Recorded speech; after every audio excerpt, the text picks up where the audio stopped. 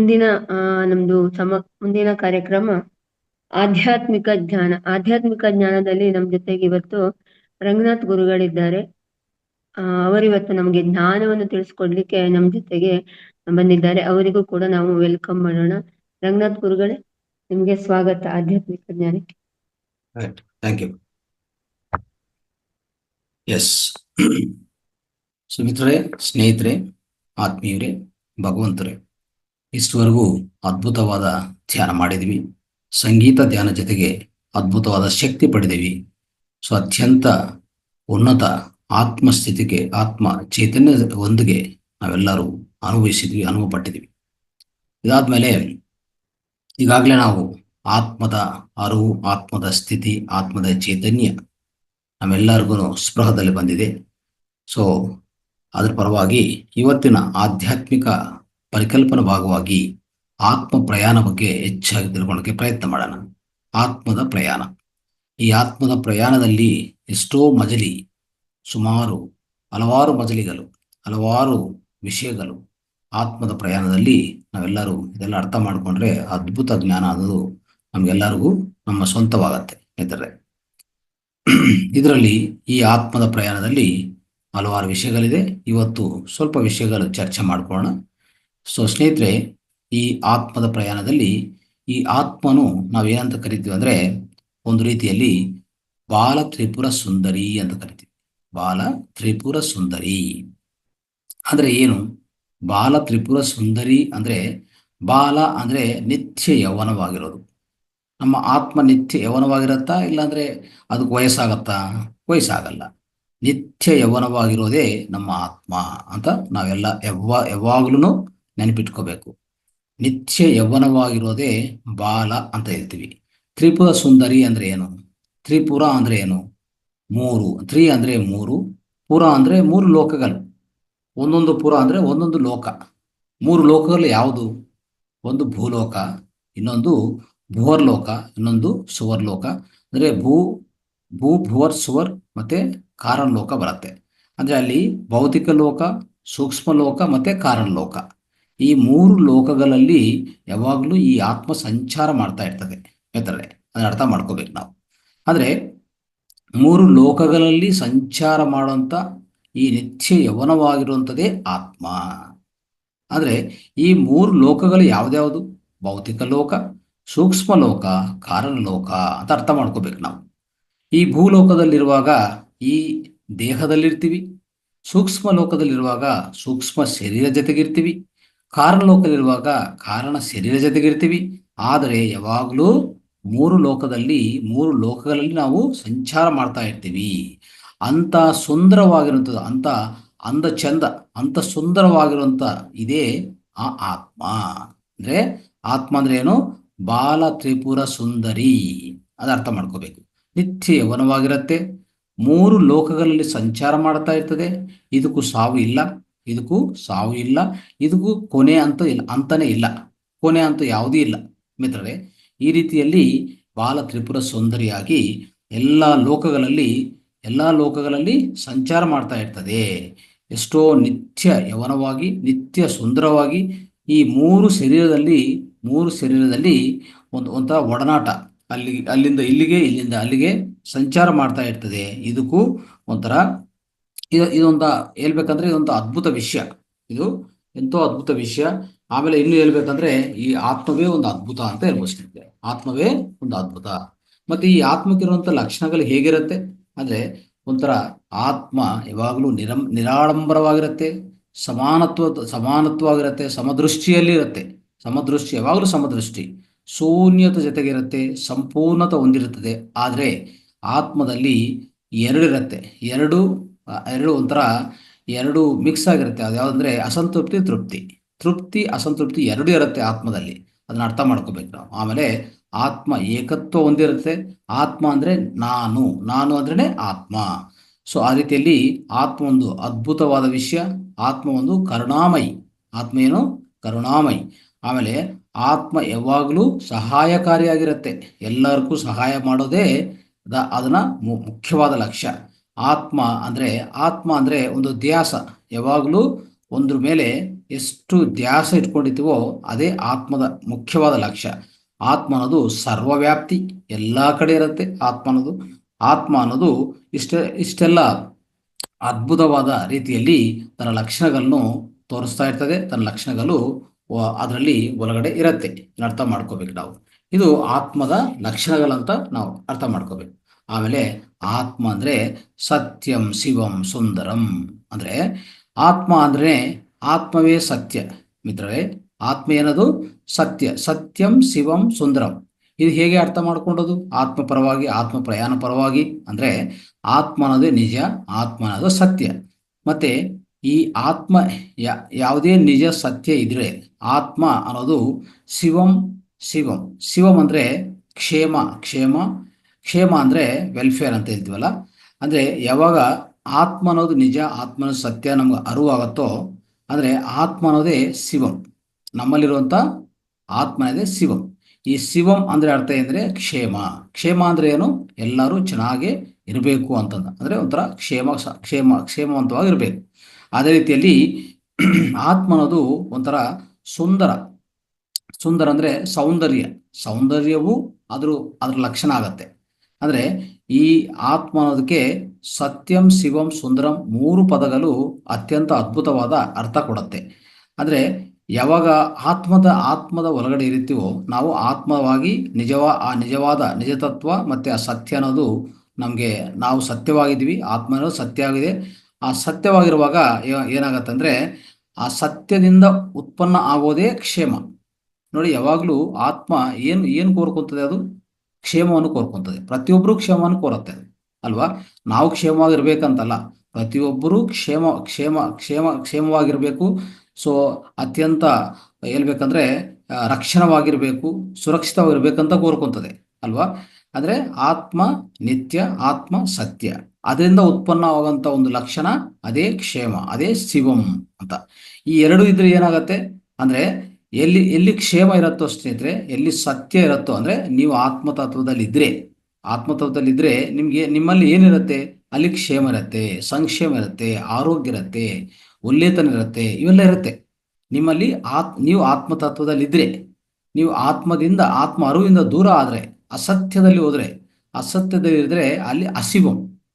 ಅಲ್ಲಿ ಶಿವಂ ಇಲ್ಲ, ಕ್ಷೇಮ ಇಲ್ಲ, ಸಂಕ್ಷೇಮ ಇಲ್ಲ, ಅನಾರೋಗ್ಯ, ಯಾವಾಗಲೂ ಅನಾರೋಗ್ಯ ಅಲ್ವಾ? ಅದಕ್ಕೋಸ್ಕರ ಇದು ನಾವು ಅರ್ಥ ಮಾಡ್ಕೋಬೇಕಾಗತ್ತೆ. ಸೊ ಅದೇ ರೀತಿಯಲ್ಲಿ ಸ್ನೇಹಿತರೆ ಇವೆಲ್ಲ ಇದ್ರೆ ಏನು ಅಂದರೆ ಆತ್ಮ ಅರಿವಿದ್ರೆ ಕ್ಷೇಮ ಬರುತ್ತೆ, ಶಿವಂ ಬರುತ್ತೆ. ಆ ಆತ್ಮ ಅದೇ ಶಿವಂ ಹೊಂದಿದ್ರೆ ಆವಾಗ ಏನು? ನಮ್ಮ ಇಡೀ ಜೀವನವೇ ಸೌಂದರ್ಯವಾಗಿ ಸುಂದರವಾಗಿರುತ್ತೆ. ಅದಕ್ಕೆ ಇದ್ರ ಅರ್ಥ ಈ ರೀತಿಯಲ್ಲಿ ಅರ್ಥ ಮಾಡ್ಕೋಬೇಕು ನಾವು. ಸತ್ಯಂ ಶಿವಂ ಸುಂದರಂ ಅಂದರೆ ಅರ್ಥ ಆಯ್ತಾ? ಸೊ ಈ ರೀತಿಯಲ್ಲಿ ಈ ಆತ್ಮ ಅನ್ನೋದು ಎಷ್ಟೋ ಸುಂದರವಾಗಿರುವಂಥದ್ದು. ಆತ್ಮ ಅನ್ನೋದು ಆತ್ಮ ತತ್ವದಲ್ಲಿರೋದೇ ಒಂಥರ ಸುಂದರವಾಗಿರುವಂಥ ಜೀವನ ಅಂತ ಅರ್ಥ ಮಾಡ್ಕೋಬೇಕು ಸ್ನೇಹಿತರೆ. ಇನ್ನೊಂದೇನೆಂದರೆ ಈ ಆತ್ಮದಕ್ಕೆ ಇನ್ನೊಂದು ಲಕ್ಷಣ. ಏನು ಲಕ್ಷಣ? ಅದು ಅಸಂತೃಪ್ತಿ.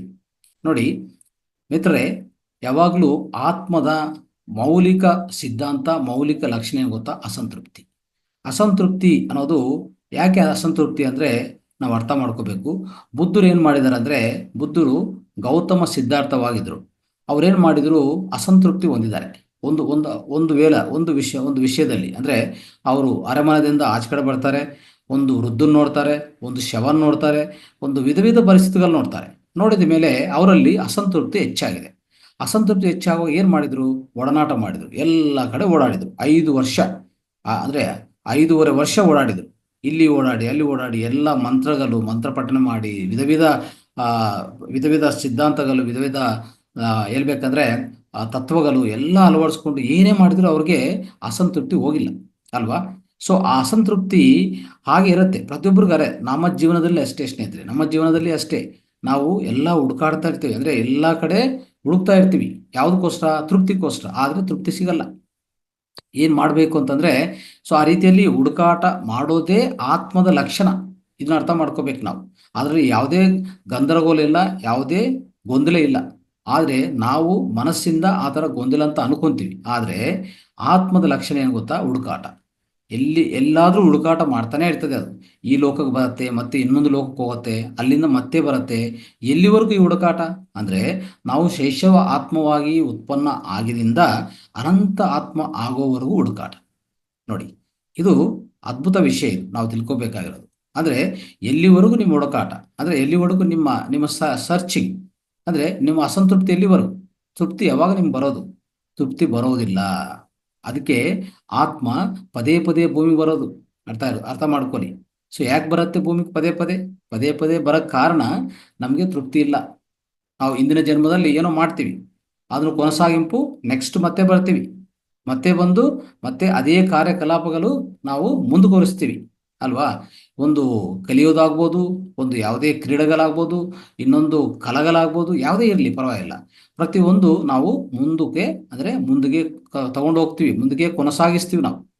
ನಾವು ನಿಲ್ಸಲ್ಲ. ಯಾಕಂದ್ರೆ ತೃಪ್ತಿ ಇಲ್ಲ ಆತ್ಮಕ್ಕೆ. ಆತ್ಮ ಏನ್ ಮಾಡತ್ತಂದ್ರೆ ಸ್ನೇಹಿತರೆ, ಈ ಶೈಶವ ಆತ್ಮದಿಂದ ಹುಟ್ಟಿರೋ ಶೈಶವ ಆತ್ಮದಿಂದ ಈ ಬಾಲ್ಯಾತ್ಮ, ಪ್ರೌಢಾತ್ಮ, ಮತ್ತೆ ವೃದ್ಧಾತ್ಮ, ಮತ್ತೆ ವಿಮುಖಾತ್ಮ, ಮತ್ತೆ ಅದಾದ್ಮೇಲೆ ಅನಂತ ಆತ್ಮ ಆಗೋವರೆಗೂ ಈ ಒಡನಾಟ, ಈ ಹುಡುಕಾಟ ಇದೇ ಇದೆ, ಖಂಡಿತವಾಗಿರತ್ತೆ. ಅದಕ್ಕೋಸ್ಕರ ನಾವು ಇದ್ರ ಬಗ್ಗೆ ಏನು ಗೊಂದಲ ಇಲ್ಲ ಸ್ನೇಹಿತರೆ. ಪ್ರತಿ ಜೀವನ ಸುಂದರವಾಗಿರೋದು, ಪ್ರತಿ ಜೀವನ, ಪ್ರತಿ ಅನುಭವ ಅದ್ಭುತ ಅನುಭವ ಯಾವುದಕ್ಕೆ? ಆತ್ಮಕ್ಕೆ. ಅದಕ್ಕೋಸ್ಕರ ಸೊ ಸ್ನೇಹಿತರೆ, ಇಲ್ಲಿ ಆತ್ಮ ಸೊ ಪ್ರತಿಯೊಂದು ಆನಂದವನ್ನು ಅದು ಸ್ವೀಕಾರ ಮಾಡುತ್ತೆ. ಪ್ರತಿಯೊಂದು ಸಂಚಲ, ಏನೇ ಸಂಚಲನ ಇದ್ರೇನು, ಸಂಚಲನಾತ್ಮಕ ವಿಷಯಗಳಿದ್ರೂ ಅದನ್ನು ಸ್ವೀಕಾರ ಮಾಡುತ್ತೆ. ಇದರಲ್ಲಿ ಯಾವುದೇ ಗೊಂದಲ ಇಲ್ಲ. ಸಂತೃಪ್ತಿ ಅನ್ನೋದು ಬರೋದು ಓನ್ಲಿ ನಾವು ಯಾವಾಗ ಅನಂತಾತ್ಮ ಆಗ್ತೀವೋ ಅವಾಗ ಮಾತ್ರ ಸಂತೃಪ್ತಿ ಬರುತ್ತೆ. ಅದಕ್ಕೋಸ್ಕರ ಈ ಆತ್ಮ ಪ್ರಯಾಣ ಆಗ್ತಾನೆ ಇರ್ತದೆ. ಅದನ್ನ ಅರ್ಥ ಮಾಡ್ಕೋಬೇಕು ಸ್ನೇಹಿತರೆ. ಈ ರೀತಿಯಲ್ಲಿ ನೋಡಿ, ಸಂತೃಪ್ತಿ ಅನ್ನೋದು ಯಾವುದೇ ಕೋರಿಕೆಗಳಿಂದ ಬರಲ್ಲ. ಇನ್ನೊಂದು, ಆತ್ಮ ಏನ್ ಮಾಡುತ್ತೆ? ವಿಧ ವಿಧ ಕೋರಿಕೆಗಳು ವಿಧ ವಿಧ ಜನ್ಮಗಳಲ್ಲಿ ಅದು ಯಾವಾಗಲೂ ಉತ್ಪನ್ನ ಆಗ್ತಾ ಇರ್ತದೆ ಅದರಿಂದ ಅಲ್ವಾ. ಸೊ ಆ ರೀತಿಯಲ್ಲಿ ಕೋರಿಕೆಗಳಿದ್ರು ಆ ಕೋರಿಕೆಗಳು ನೆರವೇರಿದ ಅಂತ ಮಾತ್ರ ನಿಮಗೆ ಈ ಸಂತೃಪ್ತಿ ಸಿಗಲ್ಲ. ಅದನ್ನ ಅರ್ಥ ಮಾಡ್ಕೋಬೇಕು ನಾವು. ಸಂತೃಪ್ತಿ ಒಂದಕ್ಕೆ ನಾವೇನ್ ಮಾಡ್ತೀವಿ? ಆತ್ಮ ಈ ದೇಹದಲ್ಲಿದ್ದು ವಿಧ ವಿಧ ಕೋರಿಕೆಗಳನ್ನು ಸಂತೃಪ್ತಿ ಮಾಡ್ಕೊಂಡು ಪ್ರಯತ್ನ ಮಾಡ್ತದೆ. ಆದ್ರೆ ಒಂದು ಕೋರಿಕೆ ಆದ್ಮೇಲೆ ಇನ್ನೊಂದು ಕೋರಿಕೆ ಬರೋದು, ಆ ಕೋರಿಕೆ ತೀರಿದ ಮೇಲೆ ಇನ್ನೊಂದು ಕೋರಿಕೆ ಉತ್ಪನ್ನ ಆಗೋದು. ಈ ರೀತಿಯಲ್ಲಿ ಸಂತೃಪ್ತಿ ಎಲ್ಲಿದೆ? ಸಂತೃಪ್ತಿ ಸಿಗಲ್ಲ ಅಲ್ವಾ. ಅದು ಮುಂದಕ್ಕೆ ಹಾಗೆ ಸಾಗ್ತಾ ಇರ್ತದೆ, ಹಾಗೆ ಕಂಟಿನ್ಯೂ ಆಗ್ತಾನೆ ಇರ್ತದೆ. ಅಲ್ಲಿ ನಾವು ಅರ್ಥ ಮಾಡ್ಕೋಬೇಕಂದ್ರೆ, ಸೊ ನಾವು ಯಾವಾಗ ಧ್ಯಾನ ಮಾಡ್ತೀವೋ ಸಂಪೂರ್ಣವಾಗಿ ನಮ್ಮಲ್ಲಿ ಆ ಆತ್ಮ ತೃಪ್ತಿ ಸಿಗ್ತಾ ಇರ್ತದೆ. ಅಂದ್ರೆ ನಾವು ಧ್ಯಾನದಿಂದ ಏನಾಗ್ತದೆ? ನಮ್ಮಲ್ಲಿ ಆನಂದ ಹೆಚ್ಚಾಗ್ತಾ ಇರ್ತದೆ. ನಮ್ಮ ಒಳಗಡೆ ಆತ್ಮ ತೃಪ್ತಿ ಅನ್ನೋದು ಹೆಚ್ಚಾಗ್ತಾ ಹೋಗ್ತದೆ. ಕೊನೆಯದಾಗಿ ನೋಡಿ, ಅಂದ್ರೆ ವಿಧ ವಿಧ ಜನ್ಮಗಳಲ್ಲಿ ಶೈಶವಾತ್ಮದಿಂದ ಬಾಲ್ಯಾತ್ಮ, ಪ್ರೌಢಾತ್ಮ, ಈ ರೀತಿಯಲ್ಲಿ ವೃದ್ಧಾತ್ಮ, ಈ ರೀತಿಯಲ್ಲಿ ಇರುವಾಗ ನಾವೇನ್ ಮಾಡ್ತೀವಿ? ಅತಿ ಹೆಚ್ಚು ಕೆಲಸಗಳು, ಅತಿ ಹೆಚ್ಚು ಕರ್ಮಗಳು ಮಾಡ್ತಾ ಇರ್ತೀವಿ. ಅಲ್ಲಿ ಏನಾಗತ್ತಂದ್ರೆ, ಒಂದೊಂದು ಕರ್ಮದಿಂದ, ಒಂದೊಂದು ಕೆಲಸದಿಂದ ಸ್ವಲ್ಪ ತೃಪ್ತಿ ಸಿಗತ್ತೆ. ಆದ್ರೆ ಅದು ಪೂರ್ತಿ ಸಂತೃಪ್ತಿ ಅಂತ ಅನ್ಸಲ್ಲ. ನಮ್ಗೇನಾಗತ್ತೆ? ಮತ್ತೆ ಕೋರಿಕೆ, ಮತ್ತೆ ವಿಧ ವಿಧ ಕೆಲಸಗಳು, ವಿಧ ವಿಧ ಕರ್ಮಗಳು ಮಾಡ್ತಾ ಇರ್ತೀವಲ್ಲ, ಅಲ್ಲಿ ಏನಾಗತ್ತಂದ್ರೆ ಪೂರ್ತಿ ಸಂತೃಪ್ತಿ ಹೊಂದಕ್ಕೆ ಅದು ಅವಕಾಶ ಇಲ್ಲ. ಅದಕ್ಕೆ ನಾವು ಮತ್ತೆ ಜನ್ಮಗಳು ತಗೊಳ್ತಾ ಇರ್ತೀವಿ. ಸೊ ಸುಮಾರು ನಮ್ಗೆಲ್ಲರಿಗೂ ಗೊತ್ತು, 400 ಜನ್ಮಗಳು. ಅಂದ್ರೆ ಒಂದು ಶೈಶವಾತ್ಮ ಅನೇಕಾತ್ಮ ಅಲ್ಲ ಅನಂತಾತ್ಮ ಆಗ್ಬೇಕಂದ್ರೆ 400 ಜನ್ಮಗಳು ತಗೋತೀವಿ ನಾವು. ಸೊ ಇದರಲ್ಲಿ ಹೋಗೋದು ಬರೋದು ಮಾಡ್ತಾನೆ ಇರ್ತೀವಿ. ಮತ್ತೆ ಇದು ಕಾರಣ ಏನಂತಂದ್ರೆ, ನಮ್ಗೆ ಸಂತೃಪ್ತಿ ಸಿಗಲ್ಲ ಯಾವುದೇ ಕೆಲಸಗಳು ಮಾಡಿ. ಆದ್ರೆ ಪ್ರತಿ ಕೆಲಸದಿಂದ, ಪ್ರತಿ ಕೋರಿಕೆ, ಅದಕ್ಕೂ ಪ್ರಯತ್ನ ಏನೇ ಮಾಡಿದ್ರು ನಮ್ಗೆ ಸಿಗೋದು ಅನುಭವ. ಅಂದ್ರೆ ಆತ್ಮಕ್ಕೆ ಏನ್ ಬೇಕು? ಅನುಭವ ಬೇಕು. ಆತ್ಮಕ್ಕೆ ಬೇಕಾಗಿರೋದು ಅನುಭವ ಅಷ್ಟೇ. ಅಂದ್ರೆ ನಾವು ಆ ಅರಿವು ಅನ್ನೋದು ಹೆಚ್ಚು ಮಾಡ್ಕೊಂತ ಹೋಗ್ಬೇಕಂದ್ರೆ ಧ್ಯಾನ ಮಾಡ್ತಾ ಇರಬೇಕು, ಕೆಲಸಗಳು ಮಾಡ್ತೀವಿ. ಸೊ ಈ ಶೈಶವಾತ್ಮ, ಪ್ರೌಢಾತ್ಮ, ಬಾಲ್ಯಾತ್ಮ ಇರುವಾಗ ಆ ಸ್ಥಿತಿಯಲ್ಲಿ ಏನಾಗತ್ತೆ? ನಮಗೆ ಅರಿವು ಹೆಚ್ಚಿರಲ್ಲ. ಅದಕ್ಕೋಸ್ಕರ ಏನು ಮಾಡ್ತೀವಿ? ಪ್ರತಿಯೊಂದು ಕರ್ಮ ಮಾಡ್ತೀವಿ, ಕೆಲಸ ಮಾಡ್ತೀವಿ, ಅದರಿಂದ ಅನುಭವ ತಗೊಂತೀವಿ. ಆ ಅನುಭವ ಕೆಟ್ಟದಾಗ್ಬೋದು, ಒಳ್ಳೆಯದಾಗ್ಬೋದು. ಅಂದರೆ ಅತ್ಯುನ್ನತವಾಗಿರ್ಬೋದು, ಅತ್ಯುತ್ತಮವಾಗಿರ್ಬೋದು, ಅತಿ ನೀಚವಾಗಿರ್ಬೋದು. ಆದ್ರೂ ಪ್ರತಿಯೊಂದು ಅನುಭವನೇ. ಯಾವುದಕ್ಕೆ? ಆತ್ಮಕ್ಕೆ. ಯಾವುದೇ ಕೆಟ್ಟದು ಒಳ್ಳೆಯದಂತ ಇಲ್ಲ. ಯಾವುದೇ ಎಷ್ಟೇ ಭಾವೋದ್ರೇಕಗಳಿರಲಿ, ಆದ್ರೂ ಆತ್ಮಕ್ಕೆ ಏನು ಬೇಕು ಅಂದರೆ ಅದರಿಂದ, ಆ ಕೆಲಸದಿಂದ, ಕರ್ಮದಿಂದ ಅದಕ್ಕೆ ಬೇಕಾಗಿರೋದು ಅನುಭವ ಮಾತ್ರ. ಅನುಭವ ಪಡಿತಾನೆ ಇರ್ತದೆ. ಈ ರೀತಿಯಲ್ಲಿ ಅದು ಮುಂದಕ್ಕೂ ಸಾಗ್ತಾ ಇರ್ತದೆ ಸ್ನೇಹಿತರೆ. ಅದು ಅಲ್ಲಿ ಏನಾಗುತ್ತಂದ್ರೆ ಒಂದು ಹಂತದಿಂದ ಇನ್ನೊಂದು ಹಂತಕ್ಕೆ, ಅಂದರೆ ಒಂದು ಇಷ್ಟಂತ ಅನುಭವಗಳು ಪಟ್ಟಿದ ಮೇಲೆ ಏನಾಗುತ್ತೆ, ಈ ಬಾಲ್ಯಾತ್ಮ ಶೈಶವಾತ್ಮ ಬಾಲ್ಯಾತ್ಮ ಆಗತ್ತೆ. ಬಾಲ್ಯಾತ್ಮ ಏನಾಗುತ್ತೆ, ನೆಕ್ಸ್ಟು ಪ್ರೌಢಾತ್ಮ ಸ್ಥಿತಿಗೆ ಹೋಗುತ್ತೆ. ಅಂದರೆ ಅನುಭವಗಳು ಹೆಚ್ಚು ಮಾಡ್ಕೊಂತ ಈ ಸ್ಥಿತಿ ಚೇಂಜ್ ಆಗ್ತಾನೆ ಇರ್ತದೆ. ಈ ಒಂದು ಹಂತದಿಂದ ಇನ್ನೊಂದು ಹಂತಕ್ಕೂ ಹೋಗೋದು. ಅರ್ಥ ಆಯ್ತಾ? ಈಗ ಪ್ರೌಢಾತ್ಮದಿಂದ ವೃದ್ಧಾತ್ಮ ಅಂದರೆ ನೆಕ್ಸ್ಟ್ ವೃದ್ಧಾತ್ಮಕ್ಕೆ ಹೋಗ್ತದೆ. ಅಲ್ಲಿಂದ ನೆಕ್ಸ್ಟ್ ಅಂದರೆ ಅದಕ್ಕಿಂತ ಪ್ರೌಢಾತ್ಮ ಆದಮೇಲೆ ವೃದ್ಧಾತ್ಮ ಮೇಲೆ ವಿಮುಖಾತ್ಮ. ಈ ರೀತಿಯಲ್ಲಿ ಒಂದು ಹಂತದಿಂದ ಇನ್ನೊಂದು ಹಂತಕ್ಕೂ ಈ ಆತ್ಮ ಪ್ರಯಾಣ ಕೊನಸಾಗ್ತಾ ಇರ್ತದೆ. ಇಲ್ಲಿ ಆ ಅನುಭವಗಳು ಹೆಚ್ಚು ಆಗ್ತಾ ಇದ್ರೆ ಅವಾಗ ಸ್ಥಿತಿ, ಆ ಹಂತ ಅನ್ನೋದು ಚೇಂಜ್ ಆಗ್ತಾ ಇರ್ತದೆ. ಅದನ್ನ ಅರ್ಥ ಮಾಡ್ಕೋಬೇಕು. ಈ ರೀತಿಯಲ್ಲಿ ಕೊನೆಗೆ ಏನು ಮಾಡ್ತದೆ ಅಂದರೆ, ಯಾವಾಗ ನಾವು ವಿಮುಖಾತ್ಮ ಸ್ಥಿತಿಗೆ ಬರ್ತೀವೋ, ಅಂದರೆ ವೃದ್ಧಾತ್ಮ ಅಂತ ಇಟ್ಕೋಬಹುದು, ವೃದ್ಧಾತ್ಮದಿಂದನೇ ನಾವು ಏನಾಗ್ತೀವಿ, ಸ್ವಲ್ಪ ನಮ್ಮಲ್ಲಿ ಹೆಚ್ಚು ಸೈಲೆನ್ಸ್ ಅಂದರೆ ಒಂದು ಮೌನತತ್ವ, ಈ ಮೌನತತ್ವ ಹೆಚ್ಚಾಗ್ತಾ ಹೋಗ್ತದೆ. ಆದರೆ ಅಲ್ಲಿಂದ ಏನಾಗ್ತದೆ, ಅಲ್ಲಿಂದ ಆ ಮೌನತತ್ವ ಹೆಚ್ಚಾಗ್ತಾ ಹೋಗ್ತದೆ, ಸೈಲೆನ್ಸ್ ಹೆಚ್ಚಾಗ್ತಾ ಹೋಗ್ತದೆ. ನಿಧಾನವಾಗಿ ಯಾವಾಗ ನಾವು ಈ ವೃದ್ಧಾತ್ಮ ಸ್ಥಿತಿಗೆ ಬರ್ತೀವೋ, ಅಲ್ಲಿಂದ ನಮ್ಮಲ್ಲಿ ಈ ಧ್ಯಾನ ಅಂತ ಒಂದು ನಾವು ತೊಡಗಿಸ್ಕೊಂತೀವಿ. ಅಲ್ಲಿಂದ ಶುರು ಆಗತ್ತೆ ಈ ಧ್ಯಾನ ಮಾಡೋದು, ಎಲ್ಲ ಕೆಲಸಗಳು ಕರ್ಮಗಳು ನಿಲ್ಲಿಸೋದು. ಏನೇ ಮಾಡಿದ್ರು ಎಷ್ಟೆಲ್ಲ ಕರ್ಮಗಳು ಎಷ್ಟೆಲ್ಲ ಕೆಲಸಗಳು ಮಾಡಿ ನಮಗೆ ತೃಪ್ತಿ ಸಿಕ್ಕಿಲ್ಲ ಅಲ್ವಾ? ಅವಾಗ ಏನಾಗತ್ತೆ, ನಿಧಾನವಾಗಿ ಆತ್ಮ ಅರ್ಥ ಮಾಡ್ಕೊತದೆ. ಏನಂತಂದ್ರೆ, ಇದು ಯಾವುದೂ ನಮಗೆ ತೃಪ್ತಿ ಕೊಡ್ತಾ ಇಲ್ಲ ಅಂತ ಹೇಳ್ಬಿಟ್ಟು ಅಲ್ಲಿಂದ ಅನುಭವಗಳು ತಗೊಂಡಿರ್ತದೆ, ಅನುಭವಗಳು ಪಟ್ಟಿರ್ತದೆ. ಅದರಲ್ಲಿ ಹೆಚ್ಚು ಅನುಭವ ಅನ್ನೋದು ಹೆಚ್ಚು ಆಗಿರ್ತದೆ. ಆದರೆ ಹೋಗ್ತಾ ಹೋಗ್ತಾ ವೃದ್ಧಾತ್ಮ ಸ್ಥಿತಿಗೆ ಬರೋವರೆಗೆ ಅವಾಗ ಕೆಲಸಗಳು ಎಲ್ಲ ನಿಂತು ಹೋಗ್ತದೆ, ಎಲ್ಲ ನಿಲ್ಲಿಸ್ಬಿಡ್ತದೆ. ಅದಕ್ಕಿಂತ ಇವರೇ ಹೊಸ ಕರ್ಮಗಳಾದರೂ ಹೊಸ ಕೆಲಸಗಳು ಯಾವುದು ಅದು ತಗೊಂಡಲ್ಲ. ಅವಾಗೇನಾಗತ್ತೆ, ನೆಕ್ಸ್ಟ್ ಸ್ಥಿತಿಯಲ್ಲಿ ಅದು ಯಾವಾಗ ವಿಮುಖಾತ್ಮ ಸ್ಥಿತಿಗೆ ಹೋಗುತ್ತೋ ಅಲ್ಲಿ ಹೆಚ್ಚು ಮೌನದಲ್ಲಿ, ಹೆಚ್ಚು ಧ್ಯಾನದಲ್ಲಿ ತೊಡಗಿಸ್ಕೊಂತದೆ. ತಾನು ಆ ಧ್ಯಾನದಲ್ಲಿ ಹೆಚ್ಚು ಮೌನದಲ್ಲಿ ತೊಡಗಿಸ್ಕೊಂಡು ಅಂತರ ಪ್ರಯಾಣ ಮಾಡೋದು ಶುರು ಮಾಡುತ್ತೆ ಸ್ನೇಹಿತರೆ. ಇಷ್ಟುವರೆಗೂ ಬಾಹ್ಯ ಪ್ರಯಾಣ ಏನಿತ್ತು, ಇಷ್ಟುವರೆಗೂ ಇಡೀ ಬಾಹ್ಯ ಪ್ರಯಾಣ ಅಷ್ಟೇ. ಬಾಹ್ಯ ಪ್ರಪಂಚದಲ್ಲಿ ಒಡನಾಟ. ವಿಧ ಕರ್ಮಗಳು, ವಿಧ ಕೆಲಸಗಳು, ವಿಧ ಕಲೆಗಳು ಎಲ್ಲ ಇರ್ಬೋದು. ಆದರೆ ಈ ಸ್ಥಿತಿಗೆ ಅದೆಲ್ಲ ನಿಂತು ಹೋಗ್ತದೆ. ಆವಾಗ ನಮ್ಗೇನಾಗತ್ತಂದ್ರೆ, ಯಾವಾಗ ಧ್ಯಾನದಲ್ಲಿ ಅಂತರ ಪ್ರಯಾಣ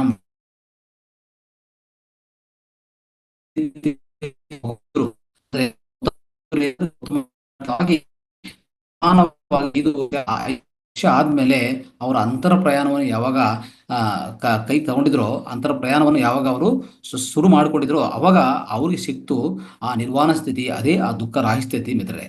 ದುಃಖ ರಾಹಿ ಸ್ಥಿತಿ, ನಿರ್ವಾಣ ಸ್ಥಿತಿ ಅಂತ ನಮಗೆಲ್ಲ ಗೊತ್ತು.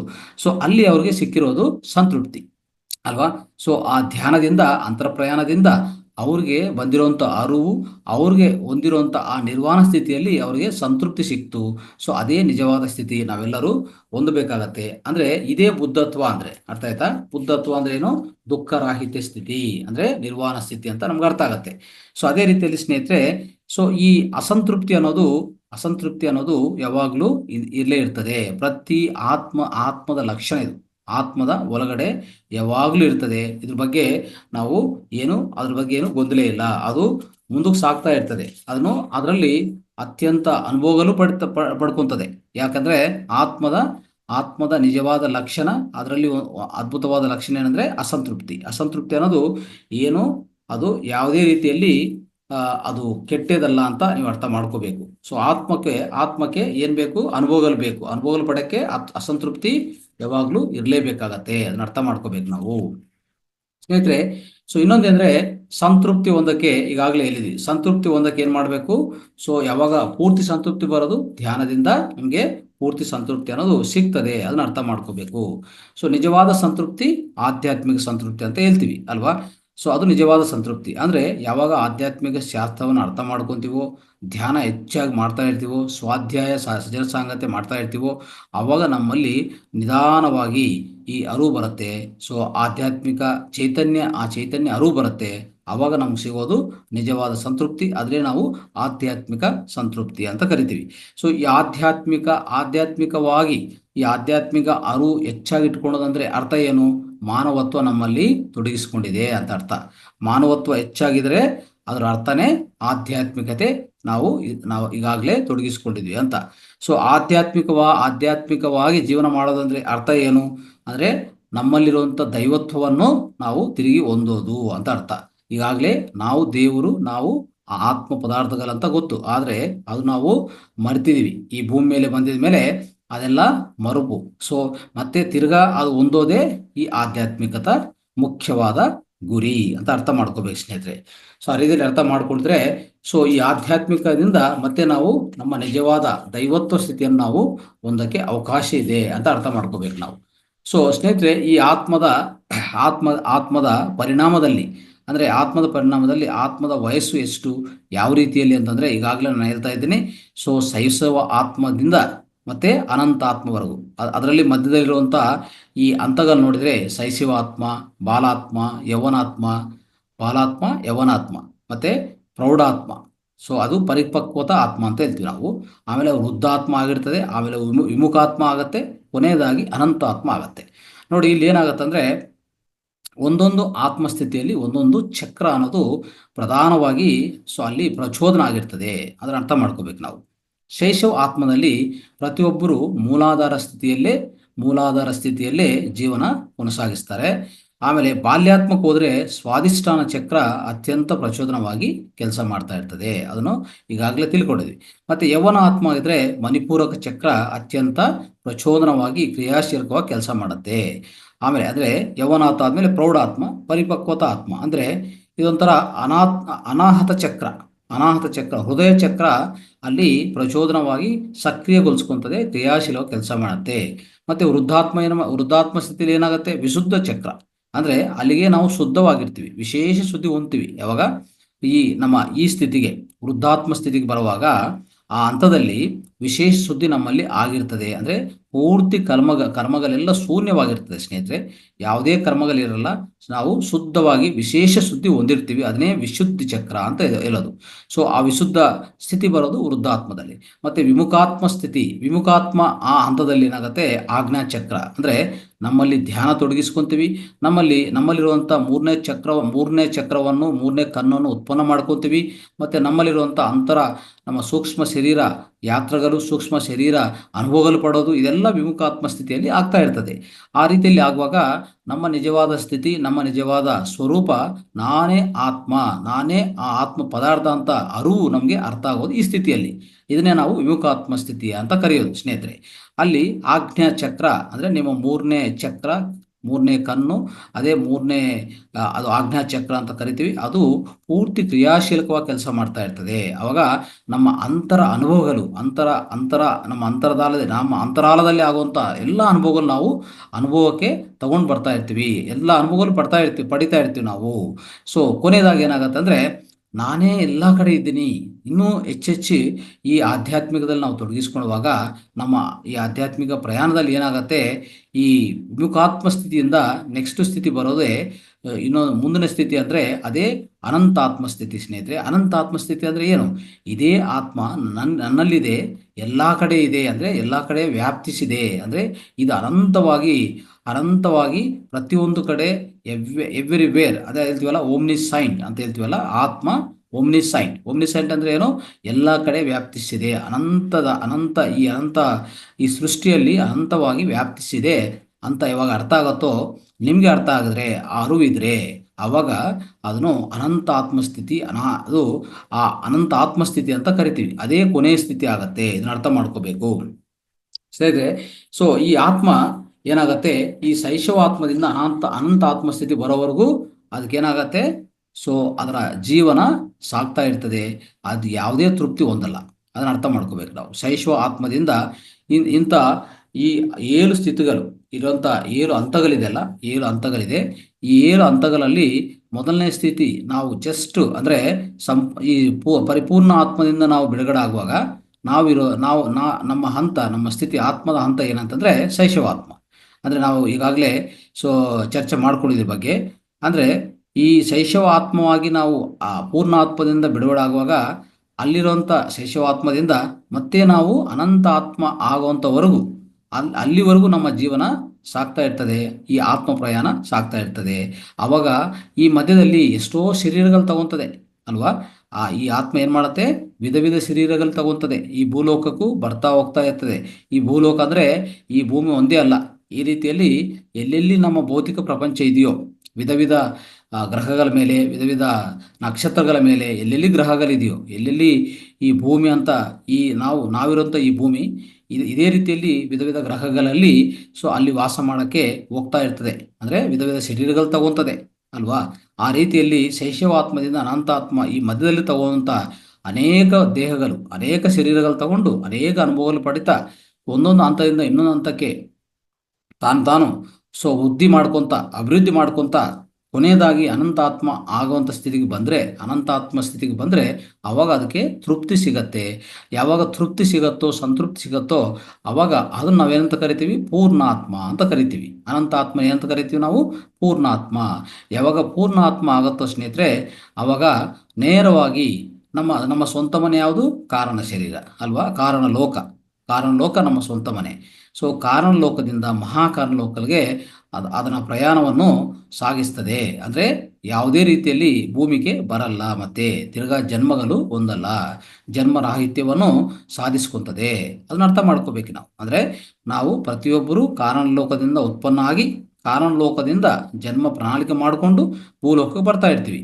ಆ ರೀತಿಯಲ್ಲಿ ಅನೇಕ ಜನ್ಮಗಳು, 400 ಜನ್ಮಗಳವರೆಗೂ ನಾವು ತಗೊಂತ ಮತ್ತೆ ಬರ್ತಾ ಇರ್ತೀವಿ, ಹೋಗ್ತಾ ಇರ್ತೀವಿ. ಆದರೆ ಕೊನೆಯದಾಗಿ ನಾವು ಯಾವಾಗ ಪೂರ್ಣಾತ್ಮವಾಗಿ, ಅನಂತಾತ್ಮವಾಗಿ ಇನ್ಫೈನೈಟ್ ಸೋಲ್ ಅಂತ ಹೇಳ್ತೀವಿ, ಅನಂತಾತ್ಮವಾಗಿ ನಮ್ಮನ್ನು ನಾವು ರೂಪಿಸ್ಕೊಂತೀವೋ, ಆ ರೀತಿಯಲ್ಲಿ ಪರಿವರ್ತನೆಗೊಳಿಸ್ಕೊಂತೀವಿ, ಆ ರೀತಿಯಲ್ಲಿ ಟ್ರಾನ್ಸ್ಫಾರ್ಮೇಷನ್ ನಮ್ಮ ಒಳಗಡೆ ಬರುತ್ತೋ, ಅವಾಗ ನಾವು ಪೂರ್ಣಾತ್ಮ ಆಗಿ ರೂಪಕಲ್ಪನೆ ಆಗತ್ತೆ.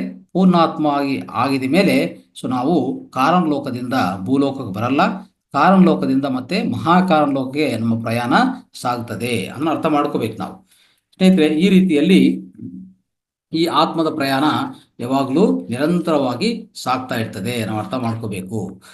ಇಲ್ಲಿ ಸ್ನೇಹಿತರೆ, ಆತ್ಮದ ಪ್ರಯಾಣ ಯಾವಾಗಲೂ ಅಷ್ಟೇ ನಿಧಾನವಾಗಿ ಹೇಳ್ತಾರಲ್ಲ, ಸ್ಲೋ ಅಂಡ್ ಸ್ಟಡಿ ಆ ರೀತಿಯಲ್ಲಿ ಕೊನಸಾಗ್ತದೆ.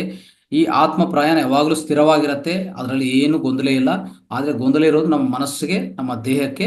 ಆ ಗೊಂದಲ ಅನ್ನೋದು ಮನಸ್ಸಿಂದ ದೇಹಕ್ಕೆ ಬರ್ತಾ ಇರ್ತದೆ. ಆದರೆ ಆತ್ಮದಲ್ಲಿ ಆತ್ಮ ಯಾವಾಗಲೂ ಸ್ಲೋ ಅಂಡ್ ಸ್ಟಡಿ ಯಾವಾಗಲೂ ನಿರಂತರವಾಗಿ ಸ್ಥಿರವಾಗಿ ನಡೀತಾ ಇರ್ತದೆ. ಮತ್ತೆ ಆತ್ಮದ ಪ್ರಯಾಣದಲ್ಲಿ ಇನ್ನೊಂದು ಲಕ್ಷಣ ಏನದು? ಸಾಹಸ ಅನ್ನೋದು ಅತ್ಯಂತ ಪ್ರಬಲವಾಗಿರುತ್ತೆ. ಅದಕ್ಕೆ ಈ ನಿರಂತರವಾಗಿ ಸಾಗುವಂಥದ್ದೇ ಈ ಆತ್ಮ. ಇದು ಅದ್ಭುತ, ಒಂದು ಸುಂದರವಾದ ಈ ರೀತಿಯಲ್ಲಿ ಆತ್ಮ ಪ್ರಯಾಣ ಸಾಗ್ತಾ ಇರ್ತದೆ ಸ್ನೇಹಿತರೆ. ಈಗ ನೋಡಿ, ಇನ್ನೊಂದು ಈ ನಿಧಾನವಾಗಿ ಈ ಆತ್ಮ ಪ್ರಯಾಣ ಸಾಗ್ತಾ ಇರ್ತಂತೆ ಈಗಾಗಲೇ ಹೇಳಿದ್ವಲ್ಲ, ಒಂದಿದೆ, slow and steady wins race ಅಂತ ಹೇಳ್ತಾರೆ. ಒಂದು ವಾಕ್ಯ ಇದೆ, ಏನಂತದು? Slow and steady wins the race. ಅಂದ್ರೆ ಅರ್ಥ ಏನು? ನಿಧಾನವಾಗಿ ಸಾಗಬೇಕು, ಆತ್ಮದ ಪ್ರಯಾಣ ನಿಧಾನವಾಗಿ ಸಾಗಬೇಕು, ಸ್ಥಿರವಾಗಿ ಸಾಗಬೇಕು. ಅವಾಗ ಆ ರೀತಿಯಲ್ಲಿ ಹೋಗುವಾಗ ನಾವು ಖಂಡಿತವಾಗಿ ಏನಾಗುತ್ತೆ, ನಾವು ಯಶಸ್ವಿ ಅನ್ನೋದು ನಮ್ಗೆ ಬರುತ್ತೆ, ಸಕ್ಸಸ್ ಅನ್ನೋದು ಬರುತ್ತೆ. ಈ ರೀತಿಯಲ್ಲಿ ನೀವು ಅರ್ಥ ಮಾಡ್ಕೋಬೇಕಂದ್ರೆ, ನೀವು ನಿಧಾನ ಮಾಡ್ಕೋಬೇಕಂದ್ರೆ ಏನು ಮಾಡಬೇಕು? ಮೌನದಲ್ಲಿ ಹೋಗ್ಬೇಕು. ಅಂದ್ರೆ ಇಷ್ಟುವರೆಗೂ ಎಷ್ಟೋ ಜನ್ಮಗಳು, ಅಂದ್ರೆ ಶೈಶವಾತ್ಮ, ಬಾಲ್ಯಾತ್ಮ, ಈ ಯವನಾತ್ಮ, ಪ್ರೌಢಾತ್ಮ, ಈ ಸ್ಥಿತಿಯಲ್ಲಿ ವಿಧ ವಿಧ ಕೆಲಸಗಳು ಗೊಂದಲದಿಂದ ಎಷ್ಟೋ, ಅಂದ್ರೆ ಒಂದು ವೇಗವಂತವಾಗಿ ಪ್ರತಿಯೊಂದು ಟೆನ್ಷನ್ ಇಂದ ಮಾಡ್ತಾ ಇರ್ತೀವಿ ಆ ಸ್ಥಿತಿಯಲ್ಲಿ ಅಲ್ವಾ. ಹೋಗ್ತಾ ಬರ್ತಾ ಏನಾಗತ್ತಂದ್ರೆ, ಆತ್ಮದ ಉನ್ನತಿ, ಆತ್ಮದ ಹಂತ ಹೆಚ್ಚಾಗ್ತಾ ಇರುವಾಗ ನೀವು ಬರುವಂತ ಸ್ಥಿತಿ ಅಂದ್ರೆ ಒಂದು ವೃದ್ಧಾತ್ಮ ಸ್ಥಿತಿ ಮತ್ತೆ ವಿಮುಖಾತ್ಮ ಸ್ಥಿತಿ ಬಂದ್ರೆ ಅಲ್ಲಿ ನಿಧಾನವಾಗತ್ತೆ. ನಿಧಾನ ಮಾಡ್ಕೊಳಕ್ಕೆ ಏನ್ ಮಾಡ್ತೀವಿ ನಾವು? ಮೌನದಲ್ಲಿ ಹೋಗ್ತೀವಿ, ಮೌನದಲ್ಲಿ ತೊಡಗಿಸ್ಕೊಂತೀವಿ ಅಲ್ವಾ. ಅದೇ ರೀತಿಯಲ್ಲಿ ಧ್ಯಾನದಲ್ಲಿ ತೊಡಗಿಸ್ಕೊಂತೀವಿ, ಮತ್ತೆ ಶ್ರವಣ ಮಾಡ್ತೀವಿ, ಸ್ವಾಧ್ಯಾಯ ಮಾಡ್ತೀವಿ, ಇವೆಲ್ಲ ಮಾಡ್ತಾ ಇರ್ತೀವಿ ಅಲ್ವಾ. ಅದು ಯಾವ ಸ್ಥಿತಿಯಲ್ಲಿ? ಅದು ಅತ್ಯುನ್ನತ ಆಗಿ, ಅಂದ್ರೆ ವೃದ್ಧಾತ್ಮ ಮತ್ತೆ ವಿಮುಖಾತ್ಮ ಸ್ಥಿತಿಯಲ್ಲಿ ಮಾಡ್ತೀವಿ ಅಲ್ಲ. ಈ ರೀತಿಯಲ್ಲಿ ಮಾಡುವಾಗ ಅವಾಗ ನಮ್ಗೆ ಸಿಗೋದಂತಂದ್ರೆ ಅದೇ ನಮ್ಗೆ ಯಶಸ್ವಿ. ಏನಂತದು? ನಿರ್ವಾಣ ಸ್ಥಿತಿ ಬರುತ್ತೆ ಸ್ನೇಹಿತರೆ. ಇಲ್ಲ ಅಂದ್ರೆ ಯಾವುದೇ ರೀತಿಯಲ್ಲಿ ನಮ್ಗೆ ನಿರ್ವಾಣ ಸ್ಥಿತಿ ಬರಕ್ಕೆ ಚಾನ್ಸ್ ಇಲ್ಲ. ಈ ಕೆಳಗಿರುವಂಥ ಹಂತಗಳಲ್ಲಿ ಯಾವಾಗಲೂ ಅಷ್ಟೇ ಹೆಚ್ಚು ಗೊಂದಲ, ಹೆಚ್ಚು ಅಲ್ಲಿ ನಮ್ಮ ಹೊರಗಡೆ ನಮ್ಮ ಜೀವನವೂ ಅಷ್ಟೇ ತುಂಬಾ ವೇಗವಂತವಾಗಿರುತ್ತೆ. ಪ್ರತಿಯೊಂದು ವೇಗವಂತವಾಗಿ ಮಾಡ್ತಾನೆ ಇರ್ತೀವಿ, ಅಲ್ಲಿ ಯಾವುದೇ ತೃಪ್ತಿ ಇಲ್ಲ. ತೃಪ್ತಿ ಬರೋದು ಅದು ಅತ್ಯುನ್ನತ ಸ್ಥಿತಿಯಲ್ಲಿ. ಹಂತಗಳು ಹೆಚ್ಚು ಮಾಡ್ಕೊಂತ ಇರುವಾಗ ಅವಾಗ ಸಿಗತ್ತೆ ನಮಗೆ. ಅದಕ್ಕೋಸ್ಕರ ಈ ಮನಸ್ಸು ಅನ್ನೋದನ್ನು ನೆಮ್ಮದಿ ಮಾಡಬೇಕು, ಮನಸ್ಸು ಅನ್ನೋದು ಸ್ಥಿರ ಮಾಡಬೇಕು. ಮನಸ್ಸನ್ನು ನಿಚ್ಚಳಗೊಳಿಸೋದು, ಮನಸ್ಸನ್ನು ನೆಮ್ಮದಿ ಮಾಡೋದು. ಅವಾಗಲೇ ನಮ್ಮಲ್ಲಿ ಅಂತರ ಪ್ರಯಾಣ ಶುರು ಆಗೋದು ಅಲ್ವಾ. ಅಷ್ಟುವರೆಗೂ ಶುರು ಆಗಲ್ಲ. ಸೊ ಅಂತರ ಪ್ರಯಾಣ ಯಾವಾಗ ಹೆಚ್ಚು ಮಾಡ್ಕೊತ ಹೋಗ್ತೀವೋ ಖಂಡಿತವಾಗಿ ಈ ಈ ಅಂದರೆ ಈ ಜೀವನ ಆತ್ಮದ ಪ್ರಯಾಣದಲ್ಲಿ ನಾವು ಯಶಸ್ವಿಗೊಳಿಸ್ಕೊಳ್ಳೋದು ಅತ್ಯುತ್ತಮ ರೀತಿಯಲ್ಲಿ ಖಂಡಿತವಾಗಿ ಆಗತ್ತೆ ಅಂತ ಹೇಳ್ಬೋದು ಸ್ನೇಹಿತರೆ. ಆಮೇಲೆ ಆತ್ಮ ಏನು ಮಾಡುತ್ತಂದ್ರೆ ಸ್ನೇಹಿತರೆ, ಪ್ರತಿ ಜನ್ಮದಲ್ಲಿ ಅಂದರೆ ವಿಧ ವಿಧ ಜನ್ಮಗಳಂತ ಹೇಳಿದ್ವಿ. ಅಂದರೆ ಎಷ್ಟು ಜನ್ಮಗಳಂತ ಹೇಳಿದ್ವಿ? ಸೊ ಹಲವಾರು ಜನ್ಮಗಳು, 400 ಜನ್ಮಗಳಂತ ನಾವು ಹೇಳ್ತಾ ಬಂದಿದ್ದೀವಿ. ಯಾವುದಕ್ಕೆ? ಶೈಶವಾತ್ಮದಿಂದ ಅನಂತಾತ್ಮ ಆಗುವಂಥ ಸ್ಥಿತಿಗೆ, ಆ ಹಂತಕ್ಕೆ ಬರೋಕ್ಕೆ. ಸೊ ಮೊದಲನೇ ಹಂತ ಆಗಿ ಶೈಶವಾತ್ಮ, ಸೊ ಕೊನೆ ಹಂತ ಆಗಿ ಆತ್ಮದ ಪ್ರಯಾಣದಲ್ಲಿ ಅದೇ ಅನಂತಾತ್ಮ, ಇಲ್ಲಾಂದ್ರೆ ಪೂರ್ಣಾತ್ಮ ಅಂತ ಕರಿತೀವಿ. ಆ ಸ್ಥಿತಿ ಬರೋಕ್ಕೆ ಈಗಾಗಲೇ ಹೇಳ್ತಾ ಇದ್ದೀವಿ 400 ಜನ್ಮಗಳು. ಈ 400 ಜನ್ಮಗಳೂ ಏನಾಗತ್ತೆ ಸ್ನೇಹಿತರೆ, 200 ಜನ್ಮಗಳು ಸ್ತ್ರೀಯಾಗಿ, 200 ಜನ್ಮಗಳು ಪುರುಷನಾಗಿ ನಾವು ಜನ್ಮ ತಗೋಬೇಕಾಗತ್ತೆ. ಇದನ್ನ ಅರ್ಥ ಮಾಡ್ಕೊಳ್ಳಿ. ಯಾಕಂದ್ರೆ ಸೊ ಯಾವಾಗ ಈ ಸ್ತ್ರೀ ಜನ್ಮ ತಗೊಂತೀವೋ ಸ್ನೇಹಿತರೆ, ಸೊ ಅಲ್ಲಿ ಏನಾಗತ್ತೆ ಗೊತ್ತಾ, ನಾವು ಎಲ್ಲ ಪುರುಷರಿಗೆ ನಾವು ಬೋಧನೆ ಮಾಡ್ತಾ ಇರ್ತೀವಿ. ನೋಡಿ, ಸ್ತ್ರೀಯಿಂದ ನಾವು ಕಲಿಯಬೇಕಾಗತ್ತೆ. ಪ್ರತಿ ಪ್ರತಿ ಪ್ರತಿ ಮಹಿಳೆಯಿಂದ ನಾವು ಪುರುಷನಾಗಿ ನಾವೇನ್ ಮಾಡ್ತೀವಿ, ಕಲಿತಾ ಇರ್ತೀವಿ, ಹೆಚ್ಚೆಚ್ಚು ಕಲಿತಾ ಇರ್ತೀವಿ. ಅದಕ್ಕೋಸ್ಕರನೇ ಇಲ್ಲಿ ಒಂದು ಕಲಿಯೋದು, ಇನ್ನೊಂದು ಕಲಿಸ್ಕೊಡೋದು. ಅಂದ್ರೆ ಸ್ತ್ರೀ ಜನ್ಮ ತಗೊಂಡ್ರೆ ಕಲಿಸ್ಕೊಡೋದು, ಪುರುಷ ಜನ್ಮ ಆದ್ರೆ ಕಲಿಯೋದು, ಈ ಎರಡೂ ಇರುತ್ತೆ. ಇದನ್ನ ಅರ್ಥ ಮಾಡ್ಕೋಬೇಕು. ಅದಕ್ಕೆ ಅರ್ಧನಾರೀಶ್ವರ ತತ್ವ ಅಂತ ಹೇಳ್ತೀವಿ. ಏನಂತ ಹೇಳ್ತೀವಿ? ಅರ್ಧನಾರೀಶ್ವರ ತತ್ವ. ಅದೇ ರೀತಿಯಲ್ಲಿ ನಮ್ಮಲ್ಲಿರುವಂಥ ನಮ್ಮ ಪ್ರತಿಯೊಬ್ಬರ ಶರೀರದಲ್ಲಿ ಪುರುಷ ಪ್ರಕೃತಿ ಅನ್ನೋದು ಪ್ರಧಾನವಾಗಿದೆ. ಇನ್ನೂ ಹೇಳ್ಬೇಕಂದ್ರೆ ಪುರುಷ ಅಂದ್ರೆ ನಮ್ಮ ಆತ್ಮ ಅಂತ ಕರಿತೀವಿ. ಸೊ ಈ ಸ್ತ್ರೀ ಅಂದ್ರೆ ಪ್ರಕೃತಿ ಅಂದ್ರೆ ಈ ದೇಹ ಅಂತ ಕರಿತೀವಿ. ಈ ದೇಹ ಮತ್ತೆ ಸುತ್ತಿರುವಂತ ಎಲ್ಲಾ ಪ್ರಕೃತಿ ನಾವು ಬಾಹ್ಯ ಪ್ರಪಂಚದ ಏನೇನು ನೋಡ್ತೀವೋ ಅದೆಲ್ಲ ಪ್ರಕೃತಿ ತತ್ವ ಅಲ್ವಾ, ಸ್ತ್ರೀ ತತ್ವ.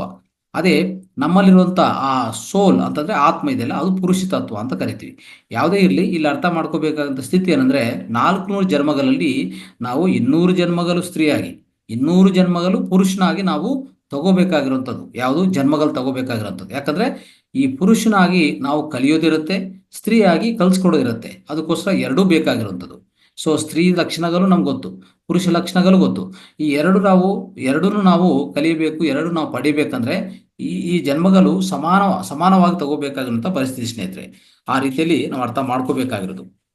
ಸೊ ಈ 400 ಜನ್ಮಗಳು ಯಾವಾಗ ನಾವು ಕಂಪ್ಲೀಟ್ ಮಾಡ್ಕೊಂತೀವೋ ಅವಾಗ ನಾವು ಪೂರ್ಣ ಆತ್ಮವಾಗಿ ನಾವು ಪರಿಕಲ್ಪನೆ ಆಗತ್ತೆ. ಅಂದ್ರೆ ಪರಿವರ್ತನೆಗೊಳಿಸ್ಕೊಂತೀವಿ.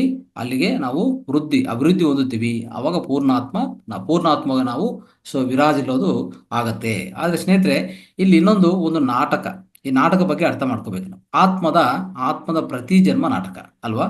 ಆತ್ಮದ ಪ್ರತಿ ಜನ್ಮ ನಾಟಕ, ಪ್ರತಿ ಜನ್ಮ ಡ್ರಾಮಾ ಅಂತ ಕರೀಬಹುದು. ಯಾವ ರೀತಿಯಲ್ಲಿ ಅಂದ್ರೆ ಸ್ನೇಹಿತರೆ, ಸೊ ಆತ್ಮ ಅನ್ನೋದು ಭೂಮಿಗೆ ಬರಕ್ ಮುಂಚೆ ಒಂದು ಪ್ರಣಾಳಿಕೆ ಮಾಡ್ಕೊಂತದೆ ಅಲ್ವಾ. ಒಂದು ಪ್ರಣಾಳಿಕೆ ಮಾಡಿಕೊಂಡು ಈ ಭೂಮಿಗೆ ಬರುತ್ತೆ. ಆದ್ರೆ ಸೊ ಇಲ್ಲಿ ಬಂದಿದ ಮೇಲೆ ಆ ಜನ್ಮ ತಗೊಂಡು ಮುಂದಕ್ಕೆ ಆ ಜನ್ಮವನ್ನು ಅಂದ್ರೆ ಆ ಜೀವನವನ್ನು ಕೊನಸಾಗಿರ್ತಾ ಇದೆ. ಆದ್ರೆ ಈ ಪ್ರತಿ ಸಾರಿ ಬಂದಿದ ಮೇಲೆ ಒಂದು ಪ್ರಣಾಳಿಕೆ ತಗೊಂತದೆ. ಆ ಪ್ರಣಾಳಿಕೆಯನ್ನು ಇಲ್ಲಿ ರಚನೆ ಮಾಡ್ಕೊಂಡು ಪ್ರಣಾಳಿಕೆಯನ್ನು ಇಲ್ಲಿ ಅನುಭವಿಸೋಕೆ ಪ್ರಯತ್ನ ಮಾಡ್ತದೆ. ಇದು ಆಗಿದ ತಕ್ಷಣ ಮತ್ತೆ ತಿರ್ಗಾ ಸ್ವಂತ ಮನೆಗೆ ಹೋಗತ್ತೆ. ಇದನ್ನ ಅರ್ಥ ಮಾಡ್ಕೋಬೇಕು ನಾವು. ಅಂದ್ರೆ ಪ್ರತಿ ಜನ್ಮದಲ್ಲಿ ಅದ್ಭುತ ನಾಟಕ, ಅದ್ಭುತ ಕಲೆ ಅಂತ ಹೇಳ್ಬೋದು. ಅದೇ ರೀತಿಯಲ್ಲಿ ಅದು ಮುಂದುವರಿಸೋದು ಇರ್ತದೆ. ಯಾವುದೇ ರೀತಿಯಲ್ಲಿ ಅದೇ ತಿರೋಗತಿ ಇಲ್ಲ. ಯಾವಾಗಲೂ ಆತ್ಮಕ್ಕೆ ಏನು ಸಿಗತ್ತೆ? ಪುರೋಗತಿ ಸಿಗತ್ತೆ, ಅಂದ್ರೆ ಅಭಿವೃದ್ಧಿ ಸಿಗತ್ತೆ. ಪ್ರತಿದು ಅನುಭವನೇ ಅಲ್ವಾ. ಆ ರೀತಿಯಲ್ಲಿ ನೋಡಿದ್ರೆ ಇಲ್ಲಿ ಬರೋದು ಎಷ್ಟು, ನಾವು ಬಂದಿದ ಮೇಲೆ ಒಂದು ಭೂಮಿ ಮೇಲೆ ಬಂದಿದ ಮೇಲೆ ಒಂದು ಶರೀರ ಒಳಗಡೆ ಬಂದಿದ ಮೇಲೆ ಎಷ್ಟೆಲ್ಲ ಮಾಡ್ತೀವಿ ಅಲ್ವಾ. ನಾವು ಯಾವುದೇ ಇರಲಿ, ಒಂದು ಪ್ರೊಫೆಷನಲ್ ಇರಲಿ, ಒಂದು ಡಾಕ್ಟರು, ಇಂಜಿನಿಯರು, ಇಲ್ಲಾಂದ್ರೆ ಕಲಾಕಾರ ಆಗಲಿ, ಪ್ರತಿಯೊಂದು ನಾಟಕವೇ ಇಲ್ಲಿ, ಪ್ರತಿಯೊಂದು ಡ್ರಾಮಾನೇ. ಆ ಡ್ರಾಮಾದಲ್ಲಿ ನಾವು ಪೂರ್ತಿ ತೊಡಗಿಸ್ಕೊಂಡಿರ್ತೀವಿ. ಅದನ್ನ ಅರ್ಥ ಮಾಡ್ಕೋಬೇಕು ನಾವು. ಎಂಥ ಅದ್ಭುತ ನಾಟಕ ಅಂದ್ರೆ ಸ್ನೇಹಿತರೆ, ಎಂಥ ಅದ್ಭುತ ವಿಷಯ ಅಂದ್ರೆ ಇದು. ನಾವು ಎಷ್ಟೆಷ್ಟೋ ಬಾಧಗಳು ಮತ್ತೆ ಕರ್ಮಗಳು, ಅನುಭವಗಳು ಎಲ್ಲ ತಗೊಂತೀವಿ ಅಲ್ವಾ, ಎಲ್ಲ ತಗೊಂತೀವಿ. ಆದ್ರೆ ಅಲ್ಲಿ ಏನಾಗತ್ತಂದ್ರೆ ಒಂದು ಜನ್ಮದಲ್ಲಿ ಬಂದಿರುವಾಗ ವಿಧ ವಿಧ ರೀತಿಯಲ್ಲಿ ವಿಧ ವಿಧ ಕರ್ಮಗಳು ಮಾಡಿ ಕಲೆಗಳು ಕಲಿಯೋದು ಎಲ್ಲ ಇರ್ತದೆ. ಆದ್ರೆ ಅಲ್ಲಿ ತೃಪ್ತಿ ಸಿಗಲ್ಲ. ಏನಾಗತ್ತೆ ಮತ್ತೆ ಯಾವಾಗ ತೃಪ್ತಿ ಸಿಗಲ್ಲ ಮತ್ತೇನ್ ಮಾಡ್ತೀವಿ? ಈ ಜೀವನ ಹಂತದಲ್ಲಿ ಅಂದರೆ ಒಂದು ಜೀವನದಲ್ಲಿ ಒಂದು ಲೈಫಲ್ಲಿ ನಾವು ಯಾವಾಗ ಆ ಜೀವನದ ಮುಗಿಂಪಾಗತ್ತೋ ಅಲ್ಲಿಂದ ನಾವು ದೇಹ ತ್ಯಜಿಸಿದ ಮೇಲೆ ಮತ್ತೆ ಹೋಗ್ತೀವಿ. ಹೋಗಿ ಮತ್ತೆ ಪ್ರಣಾಳಿಕೆ ಮಾಡ್ಕೊತೀವಿ. ಯಾಕಂದ್ರೆ ನಮಗೆ ತೃಪ್ತಿ ಇಲ್ಲ. ನಾವು ಇಂದಿನ ಜೀವನದಲ್ಲಿ ಬಂದಿದ್ದೀವಿ, ಏನೋ ಮಾಡಕ್ಕೆ ಬಂದಿದ್ದೀವಿ, ಅದು ಕೊನಸ ಅದು ಅದು ಕಂಪ್ಲೀಟ್ ಆಗಿಲ್ಲ. ಕಂಪ್ಲೀಟ್ ಆಗಿಲ್ಲ ಅಂದರೆ ಅಲ್ಲಿ ಪೂರ್ತಿ ಸಂತೃಪ್ತಿ ನಿಮ್ಗೆ ಸಿಕ್ಕಿಲ್ಲ, ಆತ್ಮಕ್ಕೆ ಸಂತೃಪ್ತಿ ಸಿಕ್ಕಿಲ್ಲ. ಅವಾಗ ಏನು ಮಾಡುತ್ತೆ, ಅದು ಮತ್ತೆ ತಿರ್ಗಾ ವಾಪಸ್ ಬರುತ್ತೆ, ಮತ್ತೆ ಪ್ರಣಾಳಿಕೆ ಮಾಡ್ಕೊಂಡು ಮತ್ತೆ ಬರೋದು. ಮತ್ತೆ ಬಂದದ ಮೇಲೆ ಮತ್ತೆ ಇನ್ನೊಂದು ಡ್ರಾಮಾದಲ್ಲಿ ಪ್ರವೇಶ ಮಾಡುತ್ತೆ, ಇನ್ನೊಂದು ನಾಟಕದಲ್ಲಿ ಪ್ರವೇಶ ಮಾಡಿ ಆ ನಾಟಕದಲ್ಲಿನೂ ಅತ್ಯುನ್ನತವಾಗಿ ನಾಟಕ ಮಾಡ್ತಾ ಹೋಗ್ತದೆ. ನೋಡಿ ಇಲ್ಲಿ ಯಾವುದೇ ನಾವು ಅನ್ಕೊಂತೀವಿ, ನಮ್ಮ ಗೊಂದಲ ಏನು, ನಾನು ಈ ಶರೀರ, ನಾನೊಂದು ತಂದೆ, ನಾನು ತಾಯಿ, ಇಲ್ಲಾಂದ್ರೆ ನಾನೊಂದು ಮಗ, ಮಕ್ಕಳು. ಈ ರೀತಿಯಲ್ಲಿ ಹಲವಾರು ರೀತಿಯಲ್ಲಿ ನಾವು ಅನ್ಕೊಂತಾ ಇರ್ತೀವಿ.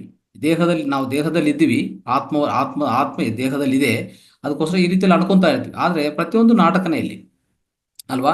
ಈ ಜೀವನ ಹಂತದ ಮೇಲೆ ನಿಮ್ಮ ದೇಹ ನಿರ್ಮೂಲವಾಯಿತು ಅಂದರೆ ನಿಮ್ಮ ದೇಹ ಈ ಪಂಚಭೂತಗಳಲ್ಲಿ ಮಿಲಿತ ಆಯಿತು. ಇರೋದು ಆತ್ಮ. ಆತ್ಮ ಮತ್ತೆ ಮತ್ತೆ ಕಾರಣಲೋಕಕ್ಕೆ ಪ್ರಯಾಣ ಮಾಡುತ್ತೆ. ಮತ್ತೆ ಅಲ್ಲಿ ಹೋಗಿ ಇನ್ನೊಂದು ಪ್ರಣಾಳಿಕೆ ಮಾಡ್ಕೊಂಡು ಮತ್ತೆ ಮತ್ತೆ ಫಿಸಿಕಲ್ ಬಾಡಿ ತಗೊಂಡು ಈ ಭೂಮಿಗೆ ಬರುತ್ತೆ. ಅಂದರೆ ಆ ಆ ಆತ್ಮ ಅನ್ನೋದು ಮತ್ತೆ ಸೂಕ್ಷ್ಮ ಶರೀರ ಮತ್ತೆ ಕಾರಣ ಶರೀರ ತಗೊಂಡು ಅದೇ ರೀತಿಯಲ್ಲಿ ಮತ್ತೆ ಈ ದೇಹ ತಗೊಂಡು ಈ ಭೂಮಿಗೆ ಮತ್ತೆ ಜೀವನಕ್ಕೋಸ್ಕರ ಬರುತ್ತೆ. ಈ ರೀತಿಯಲ್ಲಿ ಅನುಭವಕ್ಕೋಸ್ಕರ ಮಾತ್ರ ಬರ್ತಾ ಹೋಗ್ತಾ ಇರ್ತದೆ. ಇಲ್ಲಿ ಯಾವುದೇ ಗೊಂದಲ ಇಲ್ಲ. ನೀವು ನಿಮ್ಗೆ ಏನೇ ತೊಂದರೆಗಳಾಗಿದ್ರು ನೀವು ಅರ್ಥ ಮಾಡ್ಕೋಬೇಕಾದ್ರೆ ನಿಮ್ಮ ದೇಹಕ್ಕೆ ಆಗ್ತಾ ಇದೆ, ಆತ್ಮಕ್ಕೂ ಯಾವುದೇ ತೊಂದರೆ ಇಲ್ಲ ಅಂತ ನಾವು ಅರ್ಥ ಮಾಡ್ಕೋಬೇಕು. ಅದಕ್ಕೋಸ್ಕರ ಸ್ನೇಹಿತರೆ, ಈ ಭೌತಿಕ ಶರೀರದಲ್ಲಿ ಬರೋದೇ ಜನ್ಮ. ಈ ಭೌತಿಕ ಶರೀರ ಬಿಟ್ಟು ಮತ್ತೆ ವಾಪಸ್ ಹೋಗೋದೇ ಮರಣ. ಮತ್ತೆ ಭೌತಿಕ ಶರೀರ ಹೊಂದೋದೇ ಅದು ಪುನರ್ಜನ್ಮ. ಇನ್ನು ಅರ್ಥ ಮಾಡ್ಕೋಬೇಕು. ಈ ರೀತಿಯಲ್ಲಿ ಆಗ್ತಾ ಇರ್ತದೆ. ಪ್ರತಿ ಜನ್ಮ, ಪ್ರತಿ ಅವತಾರನೂ ಒಂದು ದೊಡ್ಡ ನಾಟಕ. ಇದು ನಾವು ಅರ್ಥ ಮಾಡ್ಕೋಬೇಕು. ಪ್ರತಿ ಜನ್ಮವನ್ನು ದೊಡ್ಡ ಅನುಭವ, ಇನ್ನು ಅರ್ಥ ಮಾಡ್ಕೋಬೇಕು. ಪ್ರತಿ ನಾಟಕದಲ್ಲಿ ಸಕಾರಾತ್ಮ ನಕಾರಾತ್ಮ ಎರಡೂ ವಿಷಯಗಳಿರ್ತದೆ ಅಲ್ವಾ. ಖಂಡಿತವಾಗಿ ಅತ್ಯುನ್ನತವಾಗಿ ಅತಿ ಹೆಚ್ಚಾಗಿ ಭಾವೋದ್ವೇಗಗಳು ಇರ್ತದೆ. ಪ್ರತಿ ಜೀವನದಲ್ಲಿ ನೋಡ್ಕೊಂಡಿದ್ರೆ ಸಕಾರಾತ್ಮ ನಕಾರಾತ್ಮ ಭಾವೋದ್ವೇಗಗಳು ತೊಡಗಿಸ್ಕೊಂಡಿರ್ತೀವಿ ನಾವು ಅಲ್ವಾ. ಆ ರೀತಿಯಲ್ಲಿ ನಮ್ಮ ಈ ನಾಟಕ ಅನ್ನೋದು ಮುಂದಕ್ಕೆ ಸಾಗ್ತಾ ಇರ್ತದೆ, ಎಲ್ಲಿ ಸ್ಟಾಪ್ ಆಗಲ್ಲ ಸ್ನೇಹಿತರೆ. ಇದನ್ನ ಅರ್ಥ ಮಾಡ್ಕೊಳ್ಳಿ. ಪ್ರತಿ ಜೀವನದಲ್ಲಿ ಏನಾಗತ್ತೆ, ಪ್ರತಿ ಜನ್ಮದಲ್ಲಿ ಆತ್ಮ ಸಂತೃಪ್ತಿಗೋಸ್ಕರ ಹುಡುಕಾಡ್ತಾ ಇರ್ತದೆ, ಅಂದರೆ ಸರ್ಚ್ ಮಾಡ್ತಾನೆ ಇರ್ತದೆ. ಆದರೆ ಅದು ಒಂದಲ್ಲ, ಅವಕಾಶ ಇಲ್ಲ. ಆಮೇಲೆ ನಾವು ಎರಡು ಕಡೆ ಇದೆ, ಈ ಕಡೆ ಆ ಕಡೆ. ಅಂದರೆ ಈ ಕಡೆ ಅಂದರೆ ಭೂಲೋಕದಿಂದ, ಅಂದರೆ ಈ ಪ್ರಪಂಚದಿಂದ, ಭೌತಿಕ ಪ್ರಪಂಚದಿಂದ ನೋಡಿದರೆ ಅದು ಹೇಗಿರ್ತದೆ ಅಂದರೆ ಪ್ರತಿಯೊಂದು ಒಂದು ಅರ್ಧರಹಿತವಾಗಿ, ಅಂದರೆ ಒಂಥರ ಅದಕ್ಕೆ ಅರ್ಥನೇ ಇಲ್ಲ, ಅರ್ಥರಹಿತ ಅಂತ ಅನ್ಕೊಂತೀವಿ. ಯಾಕಂದರೆ ಏನಪ್ಪ ಇಷ್ಟು ಕಷ್ಟಗಳು, ದುಃಖ ಇದೆಲ್ಲ ಬೇಕಾ ನಮ್ಮ ಜೀವನದಲ್ಲಿ? ಇಷ್ಟು ಕಷ್ಟಗಳು ಬೇಕಾ? ಇಷ್ಟು ಅಸಂತೃಪ್ತಿಯಿಂದ ಜೀವನ ಮಾಡಬೇಕಾ? ನನಗೆ ಬೇಕಾಗಿಲ್ಲ, ನನಗೆ ಯಾಕೋ ತೃಪ್ತಿ ಇಲ್ಲ, ನನ್ನ ಜೀವನ ಮಾಡೋಕ್ಕೆ ಇಷ್ಟ ಇಲ್ಲ ಅಂತ ಅನಿಸ್ತಾ ಇರ್ತದೆ. ಯಾಕೆ? ಈ ಕಡೆಯಿಂದ ನೋಡಿದರೆ, ಈ ಕಡೆ ಅಂದರೆ ಈ ಕಡೆ ಆ ಕಡೆ ಅಂತ ಅನ್ಕೊಳ್ಳೋಣ. ಅಂದರೆ this side and that side, okay, other side ಅಂತ ಹೇಳ್ತೀವಿ ನಾವು. ಈ ಭೂಲೋಕದಿಂದ ನೋಡಿದರೆ ಇಂಥ ಅರ್ಥರಹಿತವಾಗಿರುತ್ತೆ ನಮ್ಮ ಜೀವನ ಅಲ್ವಾ. ಆದರೆ ನೀವು ಆ ಕಡೆಯಿಂದ ನೋಡಿದರೆ, ಆ ಕಡೆ ಅಂದರೆ ಅದರ್ ಸೈಡಿಂದ ನೋಡಿದರೆ ಪ್ರತಿ ಜನ್ಮ ಅದ್ಭುತ ಸ್ನೇಹಿತರೆ. ಪ್ರತಿ ಜನ್ಮ ಅದ್ಭುತ, ಪರಮಾದ್ಭುತ ಅಲ್ವಾ. ಯಾಕಂದರೆ ನಮ್ಮ ಆತ್ಮ ಶೈಶವಾತ್ಮ ಉತ್ಪನ್ನ ಆಗಿ ಅಲ್ಲಿಂದ ಶೈಶವಾತ್ಮ ಆಗಿ ಹುಟ್ಟಿದ್ರಿಂದ ಈಗ ಆತ್ಮ ಉನ್ನತ ಸ್ಥಿತಿಗೆ ಹೋಗ್ತಾ ಇದೆ ಪ್ರತಿ ಜನ್ಮದಲ್ಲಿ. ನಾವು ಅರ್ಥ ಮಾಡ್ಕೋಬೇಕು. ನೀವು ಯಾವುದೇ ಒಂದು ಕೊಲೆದಾರ ಆಗಲಿ, ಒಂದು ಕಲಾಕಾರ ಆಗಲಿ, ಒಂದು ಯಾವುದೇ ವೃತ್ತಿಯಲ್ಲಿ ಪರವಾಗಿಲ್ಲ, ಪ್ರತಿದಲ್ಲಿನೂ ಏನಾಗುತ್ತೆ, ಅನುಭವಗಳು ಹೆಚ್ಚು ಮಾಡ್ಕೊತಾ ಇರ್ತೀವಿ. ಆ ರೀತಿಯಲ್ಲಿ ಆತ್ಮದ ಹಂತ ಅನ್ನೋದು ಹೆಚ್ಚಾಗ್ತಾ ಇರ್ತದೆ. ಅಂದರೆ ನೋಡಿದರೆ ಈ ಲೋಕದಿಂದ ಈ ಕಡೆಯಿಂದ ನೋಡಿದರೆ ಅರ್ಥರಹಿತ, ಆ ಕಡೆಯಿಂದ ನೋಡಿದರೆ ಪರಮಾದ್ಭುತ ನೋಡಿ. ಅಂದರೆ ಆತ್ಮಪರವಾಗಿ ನೋಡಿದರೆ ಪರಮಾದ್ಭುತ ಪ್ರತಿ ಜನ್ಮ, ಈ ಕಡೆಯಿಂದ ನೋಡಿದರೆ ಅರ್ಥರಹಿತವಾಗಿರುತ್ತೆ. ಅದಕ್ಕೋಸ್ಕರ ನಮಗೆ ಆ ಕಡೆ ಅಂದರೆ ಇದೊಂಥರ ಏನು ಹೇಳ್ತೀವಿ ಅಂದರೆ ಅದರ್ ಸೈಡ್ ಅಂತ ಹೇಳ್ತಾ ಇರ್ತೀವಿ. ಅದರ್ ಸೈಡ್ ಅನ್ನೋದು ನಾವು ಅರ್ಥ ಮಾಡ್ಕೋಬೇಕು. ಪ್ರತಿಯೊಂದು ಆತ್ಮ ಈ ಕಡೆಯಿಂದ ನೋಡಿದರೆ ಸ್ನೇಹಿತರೆ, ಈ ಕಡೆಯಿಂದ ನೋಡಿದ್ರೆ ಏನಾಗುತ್ತೆ ಗೊತ್ತಾ? ಸಂಕಟ ಸ್ಥಿತಿ, ನಿರಾಶೆ, ಭಯ, ದುಃಖ ಇವೆಲ್ಲ ಆಗ್ತಾ ಇರ್ತದೆ ಅಲ್ವಾ, ಆಂದೋಲನಗಳು. ಮತ್ತು ಆ ಕಡೆಯಿಂದ ನೋಡಿದರೆ ಯಾವಾಗಲೂ ಅತ್ಯಂತ ಒಂಥರ ಹೇಳ್ಬೇಕಂದ್ರೆ ಅತ್ಯಂತ ಆನಂದ, ಅತ್ಯಂತ ಅನುಭವಗಳನ್ನ ಪಡಿತಾ ಇರ್ತೀವಿ. ಅದಕ್ಕೋಸ್ಕರನೇ ಮಾನವ ಏನು ಮಾಡ್ಬೇಕಂದ್ರೆ ಈ ಕಡೆ ಇದ್ದು ಆ ಕಡೆದ ಅರ್ಥ ಮಾಡ್ಕೋಬೇಕು ನಾವು. ಅರ್ಥ ಆಯ್ತಾ? ಮೋಕ್ಷ ಇಲ್ಲ ಎನ್ಲೈಟನ್ಮೆಂಟು ಇಲ್ಲ ದಿವ್ಯಜ್ಞಾನ ಪ್ರಕಾಶ ಅಂದರೆ ಏನಂದರೆ ಸ್ನೇಹಿತರೆ, ಸೊ ಈ ಕಡೆ ಇದ್ದು ಆ ಕಡೆ ಇದನ್ನು ಅರ್ಥ ಮಾಡ್ಕೊಂಡದು ಅಂತ ಅರ್ಥ. ಅಂದ್ರೆ ಸೊ ನಾವು ಈ ಕಡೆಯಿಂದ ಆ ಕಡೆ ಸ್ಥಿತಿನ ಅರ್ಥ ಮಾಡ್ಕೊಂಡಿದ್ರೆ, ಅಂದ್ರೆ ಈ ಭೂಮಿ ಕಡೆಯಿಂದ ನೋಡಿದ್ರೆ ಅರ್ಥರಹಿತ, ಇಲ್ಲಿಂದ ಆ ಕಡೆದು ಅರ್ಥ ಮಾಡ್ಕೊಂಡಿದ್ರೆ ಅದರ್ ಸೈಡ್ ಅಂದ್ರೆ ಆ ಕಡೆ ಇರೋದು. ಆ ಕಡೆ ಇರೋದು ಅಂದ್ರೆ ಅಲ್ಲಿರುವಂಥದ್ದು ಅತ್ಯುನ್ನತ ಅತ್ಯುನ್ನತ ಸ್ಥಿತಿ ಮತ್ತೆ ಪರಿಪಕ್ವ ಸ್ಥಿತಿ ಅಂತ ಹೇಳ್ಬೋದು. ಅದನ್ನು ಅರ್ಥ ಮಾಡಿಕೊಂಡು ಅದು ಪಡೆಯೋದೇ ನಮ್ಮ ಜೀವನದ ಲಕ್ಷ್ಯ ಆಗಿರ್ತದೆ ನೋಡಿ. ಸೊ ಈಗ ಒಂದು ನಾಣ್ಯ ತಗೊಳ್ಳಿ. ಒಂದು ನಾಣ್ಯ ಅಂದ್ರೆ ಕಾಯಿನ್ಗೆ ಎರಡು ಸೈಡ್ ಇರ್ತದ ಇಲ್ಲ? ಎರಡು ಸೈಡ್ ಇರುತ್ತೆ, ಅಂದ್ರೆ ಎರಡು ಬದಿಗಳಿರ್ತದೆ, ಈ ಕಡೆ ಒಂದು ಆ ಕಡೆ ಒಂದು. ಸೊ ಆ ರೀತಿಯಲ್ಲಿ ನಾವು ಯಾವಾಗಲೂ ಅಷ್ಟೇ, ನಾವು ಆತ್ಮವಾಗಿ ಏನ್ ಮಾಡ್ತೀವಿ, ಒಂದು ತಲ್ಲಿ ಒಂದು ಈ ಮಾತೃ ಗರ್ಭದಲ್ಲಿ ಇರ್ತೀವಿ ಅಲ್ವಾ, ಮಾತೃ ಗರ್ಭದಲ್ಲಿ ಇರ್ತೀವಿ, ಅವಾಗ ಈ ಲೋಕದಲ್ಲಿ ಇರ್ತೀವಿ. ಇದು ಬಿಟ್ಟಿದ್ರೆ ಮತ್ತೆ ನಾವು ಕಾರಣಲೋಕ ಹೋಗ್ತೀವಿ ಅಲ್ವಾ, ಕಾರಣಲೋಕಕ್ಕೆ ನಮ್ಮ ಲೋಕಕ್ಕೆ ಹೋಗ್ತೀವಿ. ಸೊ ನಮ್ಮ ಲೋಕ ಅದೇ ದಿವ್ಯ ಲೋಕ ಲೆಕ್ಕ ಕಾರಣಲೋಕ ಅಂತಿಲ್ಲ. ಸೊ ನಮ್ಮ ಕರ್ಮಗಳ ಅನುಸಾರ ಮೊದಲನೇದಾಗಿ ಭೂಲೋಕ ಬಿಟ್ಟಿದ್ರೆ ಭೂವರ್ಲೋಕ, ಸುವರ್ಲೋಕದಲ್ಲಿ ಸ್ವಲ್ಪ ಸಮಯ ಅಲ್ಲಿ ಕಳೆದು ಅಂದ್ರೆ ಸ್ವಲ್ಪ ಸಮಯ ಅಲ್ಲಿ ನಿವಾಸ ಮಾಡಿಕೊಂಡು ತದನಂತರ ಮತ್ತೆ ನಾವು ನಮ್ಮ ಸ್ವಂತ ಲೋಕ ಕಾರಣಲೋಕ ಹೋಗ್ತೀವಿ. ನಮ್ಮ ಸ್ವಂತ ಮನೆ ಕಾರಣ ಲೋಕ ಅರ್ಥ ಮಾಡ್ಕೊಳ್ಳಿ. ನಮ್ಮ ಸ್ವಂತ ಮನೆ ಕಾರಣ ಲೋಕ, ಅಲ್ಲಿರುವಂಥ ಸಮಯ ನಾವು ಭೂಲೋಕದಲ್ಲಿ ಇರಲ್ಲ ಸ್ನೇಹಿತರೆ. ಭೂಲೋಕದಲ್ಲಿ ಸ್ವಲ್ಪ ಸಮಯಕ್ಕೆ ಬರ್ತೀವಿ. ಇಲ್ಲಿಗೆ ಬರುವಂಥದ್ದೇ ಹೇಳ್ಬೇಕಾದ್ರೆ ಒಂಥರ ಪಿಕ್ನಿಕ್ ತರ ಇದು, ಇವು ತೀರ್ಥಯಾತ್ರಾ ಅಂತ ಕರಿತೀವಲ್ಲ, ಆ ರೀತಿಯಲ್ಲಿ ಬರ್ತೀವಿ. ಇಲ್ಲಿ ನಾವು ಪೂರ್ತಿ ಇಲ್ಲಿ ಜಾಸ್ತಿ ಸಮಯ ಇರೋಕ್ಕೂ ಅವಕಾಶ ಇಲ್ಲ, ಇಲ್ಲಿ ಇರೋದು ಇಲ್ಲ. ಯಾಕಂದ್ರೆ ನಮ್ಗೆ ಇಷ್ಟ ಇರಲ್ಲ. ಇನ್ನೊಂದು, ಎಷ್ಟೋ ಆತ್ಮಗಳು ಇಲ್ಲಿ ಬರ್ಬೇಕಂದ್ರೆ ಭಯ ಪಡ್ತದೆ, ಅರ್ಥ ಆಯ್ತಾ, ತುಂಬಾ ಭಯ ಇಟ್ಕೊಂತವೆ. ಯಾಕಂದ್ರೆ ಅಲ್ಲಿಂದ ಇಲ್ಲಿ ನೋಡಿದ್ರೆ ಇಲ್ಲಿ ಆಗ್ತಾ ಇರುವಂತ ಗಂದರಗೋಲಗಳು, ಈ ಗೊಂದಲದಲ್ಲಿ ಇಷ್ಟೆಲ್ಲ ಕಷ್ಟಗಳು ಬಾಧಗಳು ಅನುಭವಿಸ್ಬೇಕಂದ್ರೆ ತುಂಬಾ ಆತ್ಮಗಳು ಇಷ್ಟಪಡಲ್ಲ. ಅದಕ್ಕೆ ಏನ್ ಮಾಡ್ತಾ ಗೊತ್ತಾ, ತುಂಬಾ ಯೋಚನೆ ಮಾಡಿ ಬರುತ್ತೆ ಅವೆಲ್ಲ. ತುಂಬಾ ಯೋಚನೆ ಮಾಡಿ ಯಾವುದೇ ಸಾಹಸ ಮಾಡ್ಬೇಕಂದ್ರೆ ಬರುತ್ತೆ, ಇಲ್ಲಾಂದ್ರೆ ಬರಲ್ಲ. ಆ ಸಾಹಸಕ್ಕೋಸ್ಕರ ಮಾತ್ರ ಬರೋದು ಈ ಭೂಮಿಗೆ, ಇಲ್ಲಾಂದ್ರೆ ಬರೋ ಚಾನ್ಸೇ ಇಲ್ಲ. ಅದನ್ನು ಅರ್ಥ ಮಾಡ್ಕೋಬೇಕು ನಾವು. ಯಾವ ಆತ್ಮಗಳು ಸಾಹಸ ಮಾಡೋಣ ಅಂತ ಹೋದ್ರೆ, ಇಲ್ಲಿ ನೋಡಿ ಏನಾಗುತ್ತೆ ಅಂದ್ರೆ ಆತ್ಮ ಪ್ಲಸ್ ಸಾಹಸ ಈಸ್ ಈಕ್ವಲ್ ಟು ಸಂತೃಪ್ತಿ ಅಂತ ಕರೀಬಹುದು. ಆತ್ಮ ಸಾಹಸ ಈ ಎರಡು ಸೇರ್ಕೊಂಡ್ರೆ ಕೊನೆಯದಾಗಿ ನಿಮಗೆ ಸಿಗೋದು ಸಂತೃಪ್ತಿ, ಅದೇ ಪೂರ್ಣಾತ್ಮ ಆಗತ್ತೆ. ಸೊ ಆ ಸಾಹಸವೇ ಇಲ್ಲ ಅಂದ್ರೆ ನಾವು ಪೂರ್ಣಾತ್ಮ ಸ್ಥಿತಿ ಹೊಂದಕ್ಕೆ ಅವಕಾಶ ಇಲ್ಲ. ಅದಕ್ಕೋಸ್ಕರ ಸ್ನೇಹಿತರೆ, ಈ ಕಡೆಯಿಂದ ಅಂದ್ರೆ ಸೊ ಏನಾಗುತ್ತಂದ್ರೆ ಈ ಕಡೆಯಿಂದ ನೋಡಿದ್ರೆ, ಸೊ ಈ ಕಡೆಯಿಂದ ನಾವು ಈ ಭೂಲೋಕದ ಕಡೆಯಿಂದ ನೋಡಿದ್ರೆ ಆತ್ಮ ಏನ್ ಮಾಡುತ್ತೆ, ಇಲ್ಲಿ ಶಿಕ್ಷಣ ಹೊಂದ್ತಾ ಇರ್ತದೆ, ಟ್ರೈನಿಂಗ್ ಹೊಂದ್ತಾ ಇರ್ತದೆ. ಈ ಕಡೆಯಿಂದ ನೋಡಿದ್ರೆ, ಸೊ ಆ ಕಡೆಯಿಂದ ನೋಡಿದ್ರೆ ಇದು ಒಂದು ದೊಡ್ಡ ಆಟ, ಓಕೆ, ದೊಡ್ಡ ನಾಟಕ ಇದು ಅಲ್ವಾ. ಸೊ ಅದಕ್ಕೋಸ್ಕರ ಎರಡು ನಾಣ್ಯಗಳಂದ್ರೆ ಈ ಕಡೆ ಒಂದು ನಾಟಕ, ಆ ಕಡೆ ಒಂದು ದೊಡ್ಡ ಅನುಭವ. ಈ ಎರಡು ನಾಣ್ಯಗಳು, ಒಂದು ನಾಣ್ಯಕ್ಕೆ ಎರಡು ಬದಲಿಗಳು, ಈ ಕಡೆ ಒಂದು ಆ ಕಡೆ ಒಂದು. ಈ ಕಡೆಯಿಂದ ನೋಡಿದ್ರೆ ಅದು ಕಾಣಿಸಲ್ಲ, ಆ ಕಡೆಯಿಂದ ನೋಡಿ ಇದು ಕಾಣಿಸಲ್ಲ ಅಲ್ವಾ. ನಾವು ತಲೆ ಗರ್ಭದಲ್ಲಿದ್ರೆ ಅದು ಆತ್ಮದ ಅಂದ್ರೆ ಆ ಲೋಕದ ಸ್ಥಿತಿ ನಮ್ಗೆ ಕಾಣಿಸಲ್ಲ. ಆ ಲೋಕದಲ್ಲಿದ್ರೆ ನಾವು ಭೂಮಿ ಅಂದ್ರೆ ಈ ಅಂದ್ರೆ ಈ ಮಾನವ ದೇಹದಲ್ಲಿ ಇರೋಕ್ಕೆ ಸಾಧ್ಯವಿಲ್ಲ ಅಲ್ವಾ. ಆದ್ರೆ ನಮ್ಮ ಲಕ್ಷ್ಯ ಏನ್ ಗೊತ್ತಾ, ನಮ್ಮ ಲಕ್ಷ್ಯ ಏನಂತಂದ್ರೆ ಈ ಭೂಲೋಕದಲ್ಲಿ ಮಾನವ ದೇಹದಲ್ಲಿ ಇದ್ದು ಆ ಕಡೆ ಸ್ಥಿತಿ ಅರ್ಥ ಮಾಡ್ಕೊಳ್ಳೋದು. ಆ ಕಡೆ ಸ್ಥಿತಿ ಅಂದ್ರೆ ಅದರ್ ಸೈಡ್, ಅದೇ ಆ ನಾಣ್ಯಕ್ಕೆ ಇನ್ನೊಂದು ಬದಲಿದೆಯಲ್ಲ, ಆ ಬದಲಿಗೆ ಅರ್ಥ ಮಾಡಿಕೊಂಡದೇ ನಮ್ಮ ಮಾನವನ ಲಕ್ಷ್ಯ, ಮಾನವನ ಗುರಿ ಅರ್ಥ ಮಾಡ್ಕೊಳ್ಳಿ. ಸೊ ಹ್ಯೂಮನ್ ಗೋಲ್ ಏನಂತ ಗೊತ್ತಾ, ಈ ಕಡೆ ಇದ್ದು ಈ ಲೋಕದಲ್ಲಿದ್ದು ಆ ಲೋಕದ ಅರ್ಥ ಮಾಡ್ಕೊಂಡದ್ದು, ಅರ್ಥ ಆಯ್ತಾ. ಅದಕ್ಕೇನ್ ಮಾಡ್ಬೇಕು ನಾವು, ಪ್ರತಿನಿತ್ಯ ಧ್ಯಾನ ಸ್ವಾಧ್ಯಾಯ ಸಜ್ಜನ ಸಾಂಗತ್ಯ ಮಾಡ್ತಾ ಇರ್ಬೇಕು, ಅವಾಗ ನಮ್ಗೆ ಅರ್ಥ ಆಗತ್ತೆ ಆ ಸ್ಥಿತಿ. ಅದಕ್ಕೋಸ್ಕರ ಈ ಎರಡನ್ನೂ ಹೇಳ್ಬೇಕಂದ್ರೆ ಎರಡನ್ನೂ ಅದ್ಭುತನೇ, ಈ ಕಡೆ ಅದ್ಭುತ ಆ ಕಡೆನೂ ಅದ್ಭುತನೇ.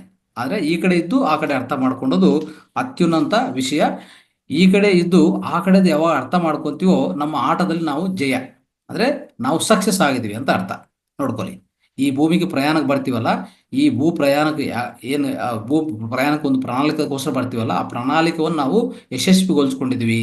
ಅದೇ ಏನ್ ಹೇಳ್ತೀವಿ ಅಂದ್ರೆ ಜೀವನ ಧ್ಯೇಯ, ಜೀವನ ಉದ್ದೇಶ ಸಾರ್ಥಕತೆ ಆಗಿದೆ ಅಂತ ಅರ್ಥ. ಯಾಕೆ, ಈ ಕಡೆ ಇದ್ದು ನಾನು ಆ ಕಡೆದ ಅರ್ಥ ಮಾಡ್ಕೊಂಡಿದ್ದೀನಿ ಅಲ್ವಾ. ಸೊ ಅದು ಪ್ರತಿಯೊಂದು ಮಾನವನ ಗುರಿ ಆಗ್ಬೇಕು ಸ್ನೇಹಿತರೆ, ಅದನ್ನ ಅರ್ಥ ಮಾಡ್ಕೊಳ್ಳಿ. ಸೊ ಆ ರೀತಿಯಲ್ಲಿ ಈ ಮಾನವನ ಆತ್ಮ ಈ ಮೂರು ಲೋಕದಲ್ಲಿ ಸಂಚಾರ ಮಾಡ್ತಾನೆ ಇರ್ತದೆ. ಓಕೆ, ಸಾಹಸ ಅನ್ನೋದು ಇದಕ್ಕಿರುವಂತ ಅತ್ಯುನ್ನತ ಲಕ್ಷಣ. ಸೊ ಆತ್ಮ ಅಂದ್ರೇನೆ ಅಷ್ಟೇ, ಫಸ್ಟ್ ಅಸಂತೃಪ್ತಿಯಾಗಿರುತ್ತೆ. ಓಕೆ, ಆ ಅಸಂತೃಪ್ತಿಗೆ ಸಾಹಸವನ್ನು ಸೇರಿಸ್ಕೊಂತದೆ. ಆವಾಗ ನಿಧಾನವಾಗಿ ನಮ್ಗೆ ಸಿಕ್ಕೋದು ಏನಂತಂದ್ರೆ ಸಂತೃಪ್ತಿ. ಓಕೆ, ಇದು ವಿಧ ವಿಧ ಜನ್ಮಗಳಲ್ಲಿ ಇದು ಈ ರೀತಿಯಲ್ಲಿ ಸಾಗ್ತಾ ಇರ್ತದೆ. ಸೊ ಅದೇ ಅಂದ್ರೆ ಆತ್ಮ ವಿಧ ವಿಧ ಆತ್ಮಕ್ಕೆ ಇನ್ನೊಂದೇನಂದ್ರೆ ಸಂಕಲ್ಪ ಸ್ವೇಚ್ಛೆ ಇದೆ. ಸಂಕಲ್ಪ ಸ್ವೇಚ್ಛೆ ಅಂದ್ರೆ ಏನು? ನಾವು ಯಾವಾಗ ಬರಬೇಕು, ಯಾವಾಗ ಹೋಗ್ಬೇಕು. ಸೊ ನಾವು ಅಂದ್ರೆ ಆತ್ಮ ಲೋಕದಲ್ಲಿರುವಾಗ, ಕಾರಣ ಲೋಕದಲ್ಲಿರುವಾಗ ನಾವೇ ಒಂದು ಪ್ರಣಾಳಿಕೆ ತಯಾರು ಮಾಡಿಕೊಂಡು ಈ ಭೂಮಿಗೆ ಬರಬೇಕಾ ಇಲ್ಲ, ಬರ್ಬೇಕಂದ್ರೆ ಆ ಸ್ವೇಚ್ಛೆನೂ ನಮಗೆ ಇದೆ, ಆತ್ಮಕ್ಕೆ ಇದೆ. ಅದನ್ನೇ ಸಂಕಲ್ಪ ಸ್ವೇಚ್ಛೆ ಅಂತ ಹೇಳ್ತೀವಿ, ಫ್ರೀ ವಿಲ್ ಅಂತ ಹೇಳ್ತೀವಿ ನೋಡಿ. ಈ ಫ್ರೀ ವಿಲ್ ಅನ್ನೋದು ಏನು ಗೊತ್ತಾ? ಆತ್ಮಗಿರುವಂಥ ಲಕ್ಷಣ. ಅದೇನಂತಂದ್ರೆ ಇಲ್ಲಿ ಬರಬೇಕಾ ಬರಬಾರ್ದ ಅದನ್ನು ನಿರ್ಣಯ ಮಾಡ್ಕೊಡೋದು ನಾವೇ. ಯಾರು ನಿಮ್ಗೆ ಫೋರ್ಸ್ ಮಾಡಲ್ಲ. ನೀವು ಬರಬಾರ್ದು ಅಂತ ಅನ್ಕೊಂಡಿದ್ರೆ ನೀವು ಅಲ್ಲೇ ಇರ್ತೀರಿ, ಆ ಕಾರಣ ಲೋಕದಲ್ಲೇ ಇರ್ತೀರಿ. ನಮ್ಮ ಸ್ವಂತ ಮನೆ ಅದೇ ಅಲ್ವಾ, ಆರಾಮಾಗಿ ಎಷ್ಟು ವರ್ಷಗಳು ಎಷ್ಟು ಯುಗಗಳು ಬೇಕಂದ್ರೆ ಅಲ್ಲಿ ಇರ್ಬೋದು. ಆದರೆ ನಿಮ್ಮ ಆತ್ಮದ ಉನ್ನತಿ ಬೇಕಂದ್ರೆ ನೀವು ಬರಲೇಬೇಕು ಅಲ್ವಾ? ಯಾಕಂದ್ರೆ ಪಾಠಗಳು ಕಲ್ಸ್ಕೋಬೇಕು. ಅದರಿಂದ ಸೊ ನಿಧಾನವಾಗಿ ಅನುಭವ ಹೆಚ್ಚು ಮಾಡ್ಕೊತ ನಾವು ಆ ಸ್ಥಿತಿಗೆ ಹೋಗುವಂತ ಅವಕಾಶ ಇದೆ ಅನ್ನೋ ಅರ್ಥ ಮಾಡ್ಕೋಬೇಕು ನಾವು. ಅದಕ್ಕೆ ಸೊ ಇಲ್ಲಿ ಎರಡು ತರ ತರ್ಕಗಳಿರ್ತದೆ ಸ್ನೇಹಿತರೆ. ಒಂದು ತರ್ಕ ಲಾಜಿಕ್ 1, ಲಾಜಿಕ್ 2, ಅರ್ಜುನ ಲಾಜಿಕ್ ಮತ್ತೆ ಶ್ರೀಕೃಷ್ಣ ಲಾಜಿಕ್ ಅಂತ ಹೇಳ್ತೀವಿ ನಾವು. ಶ್ರೀಕೃಷ್ಣ ಲಾಜಿಕ್ ಅಂದ್ರೆ ಏನಾಗುತ್ತೆ ಅಂದ್ರೆ, ಅರ್ಜುನ ಲಾಜಿಕ್ ಅಂದ್ರೆ ಏನಾಗುತ್ತೆ ಗೊತ್ತಾ? ನಮ್ಗೆ ಯಾವಾಗ್ಲೂ ಈ ಇಂದ್ರಿಯಗಳು ಹೇಳ್ತಾ ಇರ್ತದೆ, ಮನಸ್ಸು ಹೇಳ್ತಾ ಇರ್ತದೆ ಅಲ್ವಾ? ಇವೆಲ್ಲಾನು ಏನಾಗತ್ತೆ, ಈ ರೀತಿಯಲ್ಲಿರುವಾಗ ಅದನ್ನೊಂಥರ ಆ ತರ್ಕ ಅಂದ್ರೆ ಆ ಲಾಜಿಕ್ ಅಲ್ಲಿ ನಾವು ಸುಮಾರು ಜನ್ಮಗಳು ಪಡಿತೀವಿ ನಾವು ಅಲ್ವಾ? ಮತ್ತೆ ನಿಧಾನವಾಗಿ ಆತ್ಮದ ಸ್ಥಿತಿ ಹೆಚ್ಚಾಗ್ತಾ ಇರುವಾಗ ನಾವು ಇನ್ನೊಂದು ಲಾಜಿಕ್ ಹೋಗ್ತೀವಿ. ಆ ಲಾಜಿಕ್ ಏನಂತಂದ್ರೆ ಸತ್ಯವನ್ನ ಅರ್ಥ ಮಾಡ್ಕೊಳ್ಳೋದು, ಸತ್ಯವನ್ನ ಅನ್ವೇಷಣೆ ಮಾಡೋದು, ಆತ್ಮದಿಂದ ಬರುವಂತ ಅರಿವನ್ನು ಹೆಚ್ಚು ಮಾಡ್ಕೊಳ್ಳೋದು ಅಲ್ವಾ? ಸೊ ಆ ರೀತಿಯಲ್ಲಿ ನಮ್ಮ ಜೀವನ ಸಾಗ್ತಾ ಇರ್ತದೆ. ಅಂದ್ರೆ ಎರಡು ರೀತಿಯಲ್ಲಿ ನಮ್ಮ ಜೀವನ. ಮೊದಲನೇ ಸುಮಾರು ಅಂದ್ರೆ ಹೇಳ್ಬೇಕಂದ್ರೆ ಒಂದು ವೃದ್ಧಾತ್ಮ ಸ್ಥಿತಿವರೆಗೂ ನಾವು ಸಾಗ್ತಾ ಇರೋದು ಏನಾಗತ್ತಂದ್ರೆ, ಖಂಡಿತವಾಗಿ ಈ ಅರ್ಜುನ ತರ್ಕ ಅಂದ್ರೆ ಪೂರ್ತಿ ದೇಹದ ಪರವಾಗಿ, ಇಂದ್ರಿಯ ಪರವಾಗಿ, ಮನಸ್ಸು ಪರವಾಗಿ ನಾವು ಅದನ್ನ ಮಾತ್ರ ಕೇಳಿಸ್ಕೊಂತ ಅದ್ರ ಮಾತ್ರ ಅಂತ ಅನುಭವಗಳು ಮಾತ್ರ ಪಡಿತಾ ಇರ್ತೀವಿ. ಸೊ ಅದು ಹೋಗ್ತಾ ಹೋಗ್ತಾ ಹೋಗ್ತಾ ಏನಾಗುತ್ತಂದ್ರೆ ಸತ್ಯಾನ್ವೇಷಣೆ ಮತ್ತೆ ನಾವು ಹೆಚ್ಚಾಗಿ ನಮ್ಮಲ್ಲಿರುವಂಥ ಆತ್ಮ ಅರಿವು ಹೆಚ್ಚು ಮಾಡ್ಕೊಂಡದು, ನಮ್ಮಲ್ಲಿರುವಂಥ ಅಂದ್ರೆ ಅಂತರದಿಂದ ಬರುವಂಥ ಆ ಅನುಭವಗಳು ಪಡೆಯೋದು, ಇದೆಲ್ಲ ಮಾಡ್ತಾ ಇರ್ತೀವಿ. ಅದನ್ನು ಶ್ರೀಕೃಷ್ಣ ತರ್ಕ ಅಂತ ಕೇಳ್ತೀವಿ. ಸೊ ಈ ರೀತಿಯಲ್ಲಿ ಎರಡೂ ಭಾಗವಾಗಿರುತ್ತದೆ, ಎರಡೂ ನಮ್ಮ ಜೀವನದಲ್ಲಿ ಒಂದು ಭಾಗವಾಗಿರ್ತದೆ. ಇನ್ನು ಹೇಳ್ಬೇಕಂದ್ರೆ ಇಲ್ಲಿ ನಮ್ಮ ಇಡೀ ಆಧ್ಯಾತ್ಮಿಕವೇ ಎರಡು ಪ್ರವಾಹಗಳು ಆಧ್ಯಾತ್ಮಿಕದಲ್ಲಿದೆ. ಏನದು ಎರಡು ಪ್ರವಾಹಗಳಂದ್ರೆ ಪ್ರಕೃತಿ ಮತ್ತೆ ಪುರುಷ. ಪ್ರಕೃತಿ ಅಂದ್ರೆ ನಾವು ಅರ್ಥ ಮಾಡ್ಕೋಣ. ಪ್ರಕೃತಿ ಅಂದ್ರೆ ಏನು? ನಾವು ವಸ್ತು ಪ್ರಪಂಚ, ಮತ್ತೆ ಇಂದ್ರಿಯ ಪ್ರಪಂಚ, ಆಮೇಲೆ ಅನುಪ್ರಪಂಚ, ಮತ್ತೆ ಈ ಭೌತಿಕ ಶಾಸ್ತ್ರ, ಭೌತಿಕ ಪ್ರಪಂಚ, ಈ ಭೌತಿಕ ಸುಖಗಳು. ಈಗಾಗಲೇ ಹೇಳಿದಲ್ಲ, ಒಂದನೇ ತರ್ಕ ಅರ್ಜುನ ತರ್ಕ ಅದನ್ನು, ಮತ್ತೆ ಈ ದೇಹ, ಮತ್ತೆ ಗೌತಮ ಸಿದ್ಧಾರ್ಥ, ಬುದ್ಧ ಅಲ್ಲ, ಗೌತಮ ಸಿದ್ಧಾರ್ಥ ಇರುವಾಗ ಯಾವ ತತ್ವದಲ್ಲಿದ್ರು? ಅದು ಪ್ರಕೃತಿ ತತ್ವ ಅಂತಾನೆ ಕರೆಯಬಹುದು ಅಲ್ವಾ? ಆ ರೀತಿಯಲ್ಲಿ ಈ ಇಡೀ ಬಾಹ್ಯ ಪ್ರಪಂಚ ಪ್ರಕೃತಿಗೆ ಸಂಬಂಧಿತ ಆಗಿರ್ತದೆ. ಅದೇ ಪುರುಷ ತತ್ವ ಅಂದ್ರೆ ಹೇಗಿರುತ್ತೆ ಅಂದ್ರೆ, ಇದು ಆಧ್ಯಾತ್ಮಿಕವಾಗಿ ಎರಡನೇ ತತ್ವ. ಇಲ್ಲಿ ಏನಾಗುತ್ತೆ ಅಂದ್ರೆ ಹೆಚ್ಚು ಅರಿವಿಂದ ಜೀವನ ಮಾಡೋದು, ಮತ್ತೆ ಅತೀಂದ್ರಿಯ ಪ್ರಪಂಚ ಅಂತ ಹೇಳ್ತೀವಿ ನೋಡಿ. ಅತೀಂದ್ರಿಯ ಪ್ರಪಂಚ ಅಂದ್ರೆ ಅತೀಂದ್ರಿಯ ಅನುಭವಗಳು ಹೊಂದೋದು. ಯಾವುದು? ನಮ್ಮ ಮೂರನೇ ಅನುಭವಗಳಾಗ್ಬೋದು, ಸೂಕ್ಷ್ಮ ಶರೀರ ಅನುಭವಗಳಾಗ್ಬೋದು, ಇವೆಲ್ಲ ಅತೀಂದ್ರಿಯ ಅನುಭವಗಳು. ಅದೆಲ್ಲಾನು ಈ ಪುರುಷ ತತ್ವದಲ್ಲೇ, ಈ ಪುರುಷ ಪ್ರವಾಹದಲ್ಲಿ, ಎರಡು ಪ್ರವಾಹದಲ್ಲಿ ಪುರುಷ ತತ್ವದಲ್ಲಿ ಬರುತ್ತೆ. ಆತ್ಮದ ಪ್ರಪಂಚ, ಆದಿ ಭೌತಿಕ ಪ್ರಪಂಚ ಅಂದ್ರೆ ಮೆಟಾಫಿಸಿಕಲ್ ಎಕ್ಸ್ಪೀರಿಯನ್ಸಸ್ ಅಲ್ವಾ? ಅದನ್ನು ಸಹ ಈ ಪುರುಷ ತತ್ವದಲ್ಲೇ ಬರುತ್ತೆ. ಅವಾಗ ಆಧ್ಯಾತ್ಮಿಕ ಸಂತೃಪ್ತಿ ಬರುತ್ತೆ, ಮತ್ತೆ ಕೃಷ್ಣ ತರ್ಕ ಬರುತ್ತೆ. ಇಲ್ಲಿ ಅದು ಅರ್ಥ ಮಾಡ್ಕೊಳ್ಳಿ. ಅದೇ ರೀತಿಯಲ್ಲಿ ದೇಹಿ ಆತ್ಮನು ಇದಕ್ಕೆ ಸಂಬಂಧಿಸಿರೋದು. ಆತ್ಮ ಯಾವ್ದಕ್ಕೆ ಸಂಬಂಧಿರೋದು? ಪುರುಷಕ್ಕೆ ಸಂಬಂಧಿಸಿರೋದು ಅಲ್ವಾ? ಅದೇ ರೀತಿಯಲ್ಲಿ ಶ್ರೀಕೃಷ್ಣ ಮತ್ತೆ ಗೌತಮ ಸಿದ್ಧಾರ್ಥ ಅಲ್ಲ, ಗೌತಮ್ ಬುದ್ಧ ಈ ಪುರುಷ ತತ್ವಕ್ಕೆ ಸಂಬಂಧಿತ. ಮತ್ತೆ ಅಂತರ ಪ್ರಪಂಚ, ನಮ್ಮಲ್ಲಿರುವಂತಹ ಅಂತರ ಪ್ರಪಂಚ ಪೂರ್ತಿ ಪುರುಷ ತತ್ವಕ್ಕೆ ಅದಕ್ಕೂ ಸಂಬಂಧಿಸಿರೋದು. ಈ ರೀತಿಯಲ್ಲಿ ನಾವು ಅರ್ಥ ಮಾಡ್ಕೊಂಡು ಸ್ನೇಹಿತರೆ, ಒಂದು ಪುರುಷ, ನಾವೆಲ್ಲರೂ ಪುರುಷರು ಅಂದ್ರೆ ಯಾರು? ಆತ್ಮಗಳು ನಾವೆಲ್ಲ. ಅದು ಸ್ತ್ರೀ ಆಗ್ಲಿ, ಅಂದ್ರೆ ಹೇಳ್ಬೇಕಂದ್ರೆ ಸೊ ಜೆಂಡರ್ ಆಗಿ, ಮೇಲ್ ಆಗ್ಲಿ ಫಿಮೇಲ್ ಆಗ್ಲಿ, ಇಲ್ಲಿ ನಾವೆಲ್ಲರೂ ಪುರುಷರು. ನಮ್ಮ ಜೀವನವನ್ನು ಅತ್ಯಂತ ಸುಂದರವಾಗಿ ನಡ್ಸ್ಕೊಂಡು ಹೋಗ್ಬೋದು. ನಾವು ಪುರುಷ ಅಂತ ಆ ಅರಿವು ಬಂದ್ರೆ ಸಾಕು, ಆ ಆತ್ಮದ ಅರಿವು ಸಿಕ್ಕಿದ್ರೆ ನಮ್ಮ ಜೀವನ ಅತಿ ಸುಂದರವಾಗಿ ಮುಂದಕ್ಕೆ ಸಾಗ್ತದೆ. ಇದೇ ಆತ್ಮದ ಪ್ರಯಾಣದಲ್ಲಿ ವಿಧ ರೀತಿಯಲ್ಲಿ ಸ್ನೇಹಿತರೆ ಇಷ್ಟೆಲ್ಲ ವಿಷಯಗಳಿದೆ. ಇನ್ನೂ ಹೆಚ್ಚೆಚ್ಚು ವಿಷಯಗಳಿದೆ. ಆತ್ಮದ ಪ್ರಯಾಣದ ಬಗ್ಗೆ ಅರ್ಥ ಮಾಡ್ಕೋಬೇಕಂದ್ರೆ ಅದು ನಿರಂತರವಾಗಿ ನಾವು ಅರ್ಥ ಮಾಡ್ಕೊತಾನೆ ಇರಬೇಕು.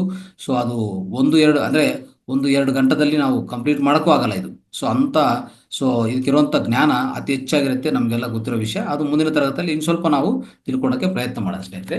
Okay, thank you so much. ಎಲ್ಲರಿಗೂ ಧನ್ಯವಾದಗಳು. ಕೇಳಿಸ್ಕೊಂಡು. Thank you sir, thank you. ತುಂಬಾ ಚೆನ್ನಾಗಿ ಹೇಳಿದ್ರೆ, ಜ್ಞಾನ ಕೊಟ್ಟಿದ್ದೀರಾ. ಆತ್ಮದ ಪ್ರಯಾಣ ಇದು ಅಂದ್ರೆ ಅಷ್ಟು ಬೇಗ ಅರ್ಥ ಆಗದೆ ಅಂತ ಸಬ್ಜೆಕ್ಟ್. ಅಂದ್ರೆ ಇಷ್ಟು ಸಮಯದಲ್ಲಿ ನಾವು ಅರ್ಥ ಮಾಡ್ಕೊಳಕ್ ಆಗಲ್ಲ. ಅದನ್ನ ಅಂದ್ರೆ ಜ್ಞಾನವನ್ನು ಪಡ್ಕೊಳ್ತಾನೆ ಇರ್ಬೇಕು. ಅಂದ್ರೆ ಆತ್ಮ ಅಂದ್ರೆ ಸರ್ವಾಂತರ್ಯಾಮಿ, ಎಲ್ಲಾ ಕಡೆನೂ ಹೋಗ್ತಾ ಇರ್ತಾರೆ ಅಂತ ಹೇಳ್ತಾ ಇರುತ್ತೆ. ಇವತ್ತು ಇಲ್ಲಿ ಇರ್ಬೋದು, ನಾಳೆ ಅಲ್ಲಿ ಇರ್ಬೋದು. ಇವತ್ತು ನಮ್ಮಲ್ಲಿ ಇರುತ್ತೆ, ನಾಳೆ ನಿಮ್ಮಲ್ಲಿ ಇರುತ್ತೆ ಅಂತ ತುಂಬಾ ಅದ್ಭುತವಾಗಿ ತಿಳಿಸ್ಕೊಟ್ಟಿದ್ದೀರಾ ಗುರುಜಿ. ಅಷ್ಟು ಸುಲಭವಾದ ಟಾಪಿಕ್ ಅಲ್ಲ, ನಾವು ಅರ್ಥ ಮಾಡ್ಕೋಬೇಕು. ಅಂದ್ರೆ ಇದನ್ನ ಜ್ಞಾನಾರ್ಜನೆ ಮನನ ಮಾಡ್ಕೊಳ್ತಾ ಇದ್ರೆ ನಮ್ಗೆ ಸ್ವಲ್ಪ ಅರ್ಥ ಆಗುತ್ತೆ.